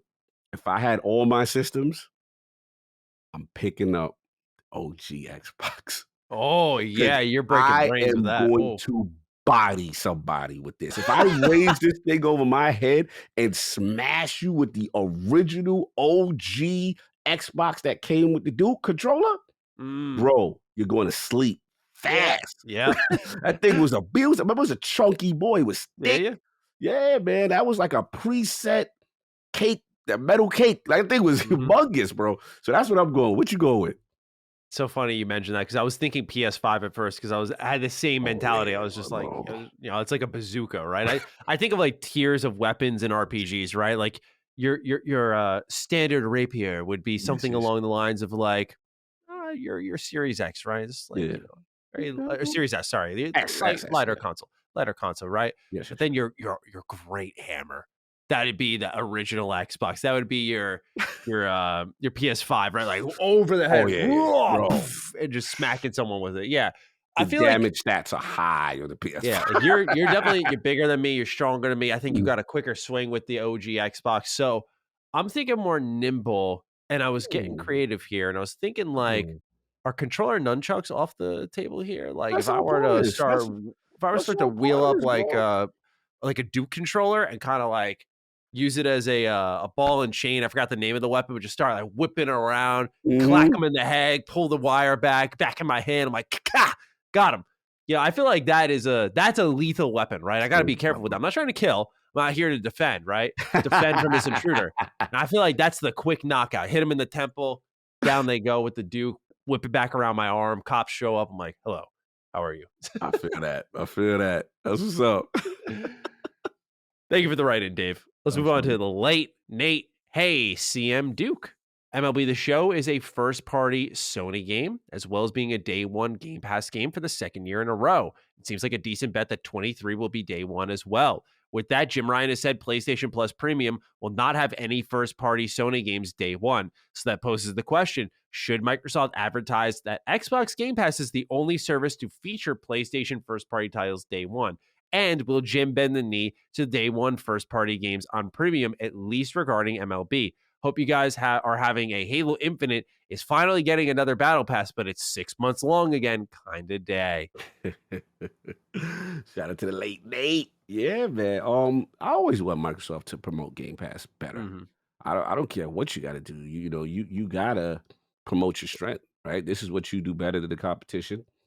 I don't know why. I think I just need to see it more. I still feel I don't see it enough. I know it's doing well. I'm right there with you. Yeah, so whatever they got to do, hey, we do this. We've got MLB The Show. Like, you got to scream it from the mountaintops so the casual can know. You got to go with the casuals. I want to see the big trains filled with Game Pass. What's up? You know what they need? This would apply more to their first-party games, but I still think it'd be effective. Remember on the OG Xbox games, it just came to me, they had the stamp that said only on Xbox, right? You can't do that for games that are temporarily in the service. But what if they had like a stamp for obviously the first-party games, your Hellblades or Starfield, that said like, it was a stamp that said like available in Game Pass or something, right? Like that visibility is kind of important. So I was thinking like at the end of like a TV trailer, let's say for Starfield, the logo is too small. Like you need a stamp that's like a signal, something like that, right? You're on fire. I think that's fantastic because I remember that. I remember getting those games and seeing only, and let's be real, like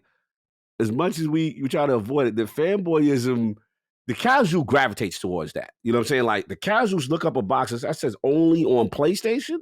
You know what I'm saying? Like that means something. It gives that value. Like, oh, we're in a VIP situation. We could only do this here at this country club. You gotta do it. You gotta showcase your threat because a lot of people are like, yo, is that Starfield? Is this coming? People go ask that question. So why not with the things that you could definitively say, like, for example, Bethesda first party or whatever, all that. Just do it. Hellblade, Obsidian. I don't know contractually if they can, but I would. Yeah. I don't know if I feel like MLB is the one who kind of makes the call on this. And obviously Jim has made it clear that the service itself will not do this. So that's his call. Right. So I feel like they'll continue to sell MLB. And maybe over time, Xbox becomes the dominant platform for MLB The Show, a PlayStation first-party game. Stranger things have happened. Or maybe Microsoft feels that eventually Sony will do that. So why not, I've heard rumblings, that, hey, we got vilified for certain things. And when I say we, Microsoft execs saying they got vilified for certain things.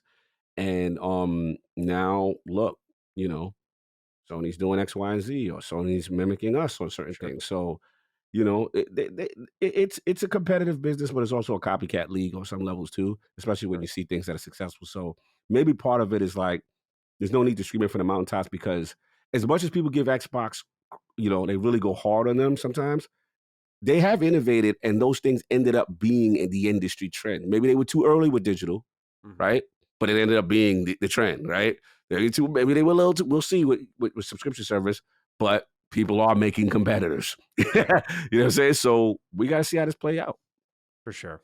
But great writing, Nate. Thank you so much. Yeah. Let's talk to Von Aran, who writes, "Hey Dukes, Matty, loving the vids like Dark Age of Ubisoft and Retro Rebound. You seem to venture back / replay your old catalog of games, even in the midst of everything new in the zeitgeist. How do you do it? Furthermore, Cog, with all that you do, are there any old games you tend to go back and replay? I want to dish this to you. I want to dish this to you because I don't.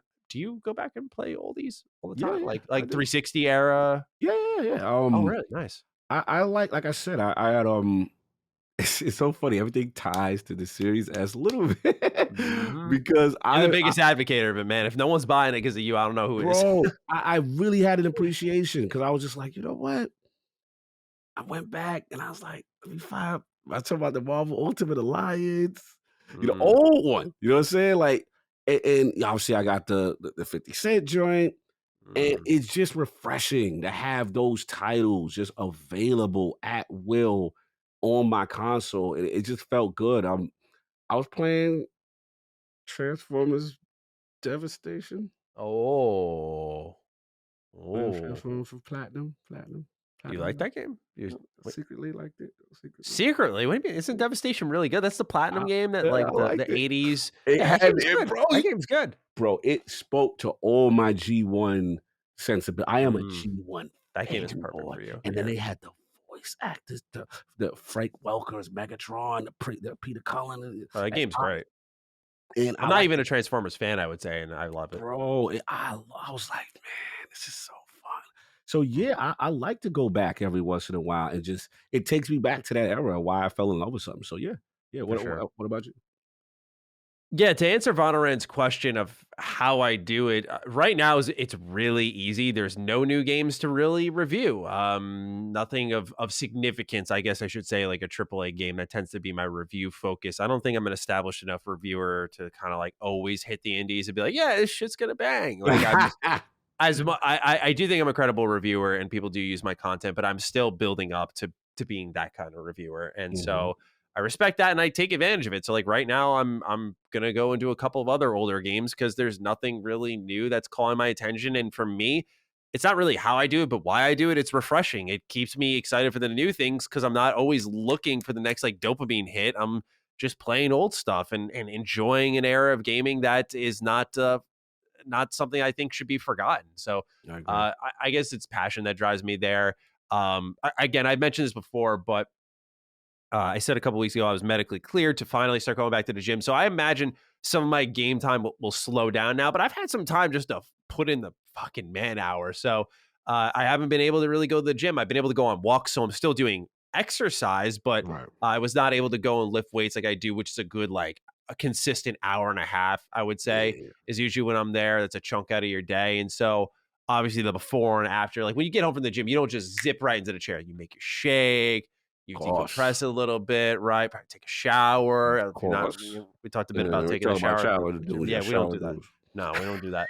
Right. So, there's time added on after that. So yeah, it's gonna chip away a little bit. I still always find the time just because it's a priority of mine. Like I always tell people that. Like you just establish your pillars, right? Mine is family, friends, girlfriend, cleanliness, Yes. Yes. gaming. No Gaming's one of doubt. them, right? So to me, gaming's important. I try to do it every day. I did over PAX. Like I played briefly. Like Bro, I we would overpack buy, crazy. yeah, right. Like we'd buy games at PAX, and I had my PS2 with me, and we'd try them out while we were there and play for a little bit. But otherwise, the most I played was Quiplash, which is a hilarious Mm. time. It's not like a video game, I guess. So Right. uh, I'm able to take breaks at certain times, and that kind of keeps me fresh for like when I got to push through a Final Fantasy X. It's like, all right, 30 hours. Here we go. Boom, done. So that's how I do it. It's nothing really. It's not magic. It's just prioritizing and scheduling. A lot of scheduling. No doubt. All right, Papa Fridge writes in, hey, Dukes, first time writing in. Wanted to know what games you think could use an remake 2 style remake. For those who don't know what he's referencing, it's Resident Evil 2 remake. For a PlayStation-centric answer, I was watching a Let's Play of the original God of War trilogy and thought how awesome it would be to play the Greek Pantheon storyline with the combat style upgrade system and open world of God of War 2018. What games would you like to see done up in a 22 fashion? Thanks, and I'm trying to save the galaxy, but the Turian ambassador says Reapers in air quotes kind of day. I like that. Classic. I feel like, would that be your pick, Cog? A little Mass Effect action, maybe? I feel like this might be an omen. Yeah, I mean, you know. Listen, I never get enough of Mass Effect. Of course. Easy one there. I can't think of too many. I think the ones, at least on the Xbox side, I've kind of got already, which is like the Master Chief Collection. We did get Gears 1 Ultimate. I would like the rest. I will say that. I definitely want the rest. So that's probably where I'm leaning right now. But from like an old school perspective, it's not really many. I can't think off top that I'm like, yeah. Shinobi? Well, are we talking just remakes in general, or are we talking about Xbox centric? Because we're Remakes talking in general. yeah. Oh, of course. You just named. Of course. It's Shinobi. Of course. Like, I want to see a modern take on it. And I want the stylishness. I want the ninja magic that is a mainstay. Just a lot of them have had like rescuing hostages and stuff during the stage. I want it with not as arcadey, still maintain some sense of the arcade, but I do want modern sensibilities with it. And yeah, the story of Joe Musashi, the master ninja, the Revenge of Shinobi. That is my guy. So yeah, for sure. I would pick off the top of my head, Persona 3 would be an immediate one. Like Persona 4 feels old, but it's gotten re-released so many times in Golden that I feel like they've kind of buried that as a remake target. Like it's still new to people in a weird way, even though it's been around since 2008. It doesn't matter because they released it on Vita, then they re-released it on PC, and hopefully one day Xbox. Come on now, any day now. But for me, 5 Royal is like set the standard. Like this is turn-based mastery. But also it's Persona mastery. It took the things that were born in Persona 3, the gifts that game gave. They evolved them in 4, and they took them and ran a mile in 5. And I feel like now is a perfect time to go back, take the things, because the thing is, Persona 3 is a great game, but you got things like, for those who have played it, Tartarus, Cog. It's just this dungeon that's repetitive. It's 20. Each section is like 20 plus floors. And you just run through the same areas, just hoping to find a random set of stairs with random encounters. I remember stuff like that when I played the first one. I remember. Right. Yeah. Right. Not ideal. Good for its time. But especially when enemies hit like freight trains, you can get annoyed really fast, right? And when you're in Tartarus, you're in. What's interesting is Persona 5 Royal, they're like, and Persona 5 in general, they're like, here's mementos. Same concept. So it's funny, you're going lower instead of higher. In Persona 5, it's like, okay, you're going deeper this dungeon. You got loot. You got the same mentality of like crawl and find the exit, but it's so much more improved in its flow and the time sync and the balancing of encounters and why you're there, the time spent there. It's not the core mechanic. It's almost like a side thing you do to do side quests. It's like, okay, let's take the lessons learned from Mementos and apply them now to Tartarus. Let's take those palaces from Persona 5, and instead of doing 20 floors of the same shit, let's make for every section a palace almost, right? There's 5 of them. I think 6 of them maybe. Like, that's what I'm looking at. I just feel like the remake potential for Persona 3 is so there. And when you look at like Persona 5 Royals DLC, they got the main character of Persona 3 as a downloadable content secret boss fight. And my man's got the full animation, gun to the head, shooting it off, Persona smash. Here comes Orpheus, everything, man. I'm like, yo, you got him animated. They got the new models from the dancing games there. Let's do it. It feels like it's just begging to be remade with what's established there. And there's so much. I feel like that game needs respect put on it because it's got an amazing story. It's fucking sad. It's depressing. It's such a sad main story, but that'd be my pick, man. Persona 3. Get that shit remade. Of course, KOTOR's top of the list, but of course, that's happening. Thank you, Aspire. Thank you. Yes, Thank you, PlayStation. Thank you. Yes. All right, last one here, Cog. Love this question. I think you are going to as well. King of Chickens writes, hello, Mommy Milkers and the legendary Cog. Wow. I didn't catch that there was a separation here. Yeah. Whoa. That's me, you know what? You know what? You got the mom associations with. They ain't letting it go. Why haven't we seen an MCU format in the games industry? Imagine a couple of companies working on separate IP that tie to each other in a small way, all the while working toward the Avengers level game that brings all the protagonists together for the ultimate bad guy.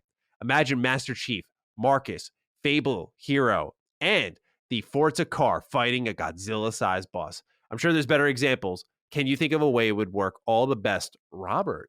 Thank you, Robert, for writing in. God, I got to put people on the Trails grind for just a brief moment here. Okay, you start off with Trails in the Sky, and you go through Zero and Azure, you go through Cold Steel, you go to Kuro no Kiseki. I've heard this is an MCU kind of game, especially Cold Steel 3 and 4. I've heard this is like an MCU style game. Multiple JRPGs, not separate series, but multiple JRPGs all coming together. They view them as separate, but they all come together in the end. So just want to throw it out there. But Cog, why haven't we seen an MCU format where we have like different IP and they all come together? Like we have a Spider-Man game, we have an Iron Man game, we have a Thor game. Why aren't they all coinciding? Yeah, I mean, I think it's a lot of potential. First of all, it's a lot of work contractually, different studios, IP stuff like. I think we could more see it now in this generation because of consolidation. And to be the best to do it is Microsoft. Think about it. When Bethesda got acquired, the first thing I thought, I was like, man, Master Chief and the Doom Slayer underneath. You know what I'm saying? Like, think of crossover potential, right? And I know King of Chickens is talking about the Smash stuff. Absolutely. I would love them to have their version of actual Xbox IP, Senua and you know what I'm saying? Like everybody in a joint, like just that would be kind of fire. Marcus Phoenix and everybody, like, could you imagine? Like, it would be cool. You know what I'm saying? Like to have all the Xbox IPs that they eventually have now, all under one roof. Me personally, I want to see it more, like I said, with crossover or cameos. You know what I'm saying? Like that would be fire in a narrative setting. I think it would be hot. Now again, it's a lot of work, lore wise. The closest I've seen to it is what my beloved Tekken did. When I remember when Tekken 7 got announced and Akuma came out as canon in the Hayachi, the Mishima storyline, I lost my mind. I was like, Street Fighter and Tekken really are doing this. Now, we know they had the Street Fighter Cross Tekken game from before, but that was in a non-canon, fictional, and a separate fighting system. This was like, whoa, what is happening? And then they baked Akuma into the story and was like, yo, and the devil gene. And I was like, yo, this is crazy. So yeah, like I love stuff like that. And it was done right and with respect. So I think if anybody could do it, yeah, Microsoft. I shouldn't even say PlayStation can't because look at what Insomniac is doing. You know what I mean? Let me put respect on Insomniac's name. I apologize. They're making a Spider-Verse for sure. Yeah, like that, what they're doing and what I want to see with a Wolverine, right? And all like just a cameo, just a, Bro, that's the thing. They used to. It's funny. Activision used to do that. That's what's kind of surprising is like Web of Shadows. In the first half hour of that game, you meet Luke Cage, I believe it is, in Ultimate Spider-Man. You see Spider-Man, Venom. I think you see Silver Sable, and then you fight Wolverine as Venom, right? And the way that like the trajectory Insomniac's on, I'm like, they could have that moment. It's a lot, like you said perfectly. Like there's a lot of contractual stuff that I feel like they got to leap through. I think you could Smash as a perfect example, right? They finally get Sora, but they can't get like Donald and Goofy in the stained glass they couldn't get like certain things about Sora. I'm like, why? Makes no sense to me. I don't know what legal text here that they can't leap through exists, but it does. There's a lot of obvious decisions that we as consumers say, like, why don't you just flip this switch here and it happens? Yeah. That's the thing that a lot of people in the industry don't know more about. I'd love to learn more about it, but there's something in the fine print that keeps a lot of these from getting done. And I feel like also some developers just aren't competent enough to 3 games be developed in sync and be like, okay, we're gonna have all of them combined. Because other thing is, it's a movie, right? A movie, you sit down and you generally finish it, and you can bang out multiple in like an evening. You can't trust that when you finish, that everyone's gonna finish 3 games that each cost $60 or $70. So it's better just to. It's more safe. It's more wise for your company to just go on the straight and narrow path here. And it's why you see your hero shooters, your hero MOBAs that like bring them all together, because it's still like a format that will bring that fan service, but it's not going to like sink a ship somewhere in the meantime. Yeah, it's a great point. And the last thing too, a lot of companies, they're very sensitive with their IPs and how these properties are represented. Come on, loosen up, guys. They just are, man. They don't want, again, all I can think about is when DC and Mortal Kombat got together, and it's like, you are not finishing Superman. You are not finishing Batman. You know what I'm saying? There will be no finish here, but you couldn't do those. So I get it. It's a lot of that going on, but I think we're ripe for this generation with the consolidation of all these companies. Let's do it. Let's do something great, Yeah, absolutely. Cog, that's all we have for this week of Defining Duke and Xbox podcast. A very jam-packed episode, very fun one at that. So, how do you feel about everything? Man, this was massive episode. We had Elder Scrolls fun, some Halo. Yeah, we had the leaks and the Halo joint, the 6 months, and we got a lot of ways we could go. Mac and cheese debates was crazy. We had percentages. We had data. We got a lot of different places we could go with this hashtag. We did do some type of utensils for the previous hashtag. We have. It's funny because it feels more fitting for this one, where we really expanded upon it. It went in. It definitely went. It's got to be about food. That's really just hanging with me here. It's nothing to do with the news. Nothing to do with it. No. Yeah, let's see. The spoon fork was something intense. Should we put some respect on the spork? Maybe spork DD. I like that. Combo. Unite the tribals. The tribal fighting going on right now. Right, absolutely. All right, so you got this deep spork DD. Hashtag spork DD in the comments on Twitter. I'm at G27status. That's at Lord Cognito. Check us out there. Let us know what you thought of the episode. I noticed during PAX Cog, more responses than I've ever seen before. A lot of people finished that episode. A lot of people finished that episode. That was awesome to see. What a shout out the Last Stand media community that came up and was just, giving Defining Duke love. I thought that was cool. And salute to everybody, man. It was fun. It was fun to be out there and to put names to faces and stuff like that. That was really cool. Absolutely. So again, Spork DD, let us know your thoughts on the episode, whether it be on Twitter, in the comments, on Patreon, what have you. Fire away. And with that, it's time for us to sign out, and we'll gather for a less sexual number next week in episode 70 of Defining Duke and Xbox podcast. Take great care of yourselves, and peace out. Defining Duke, an Xbox podcast, is a product and trademark of Last Stand Media and Collins Last Stand LLC, and is recorded from the United States of America. The show is conceived by Matthew Mr. Matty Plays Schroeder and me, Colin Moriarty, and is written and produced by Matthew Schroeder. Matty's co-host is Barry Lord Cognito Eversley. Defining Duke's executive producer is Dustin Furman, and the show is edited by associate producer Ben Smith. All of Last Stand's theme music is by Ramon Narvaez. As you know, all of Last Stand Media's shows, including Defining Duke, are fan-funded on Patreon at patreon.com/laststandmedia. The following names are at the producer support level on Patreon, and we're thankful for your kindness and generosity.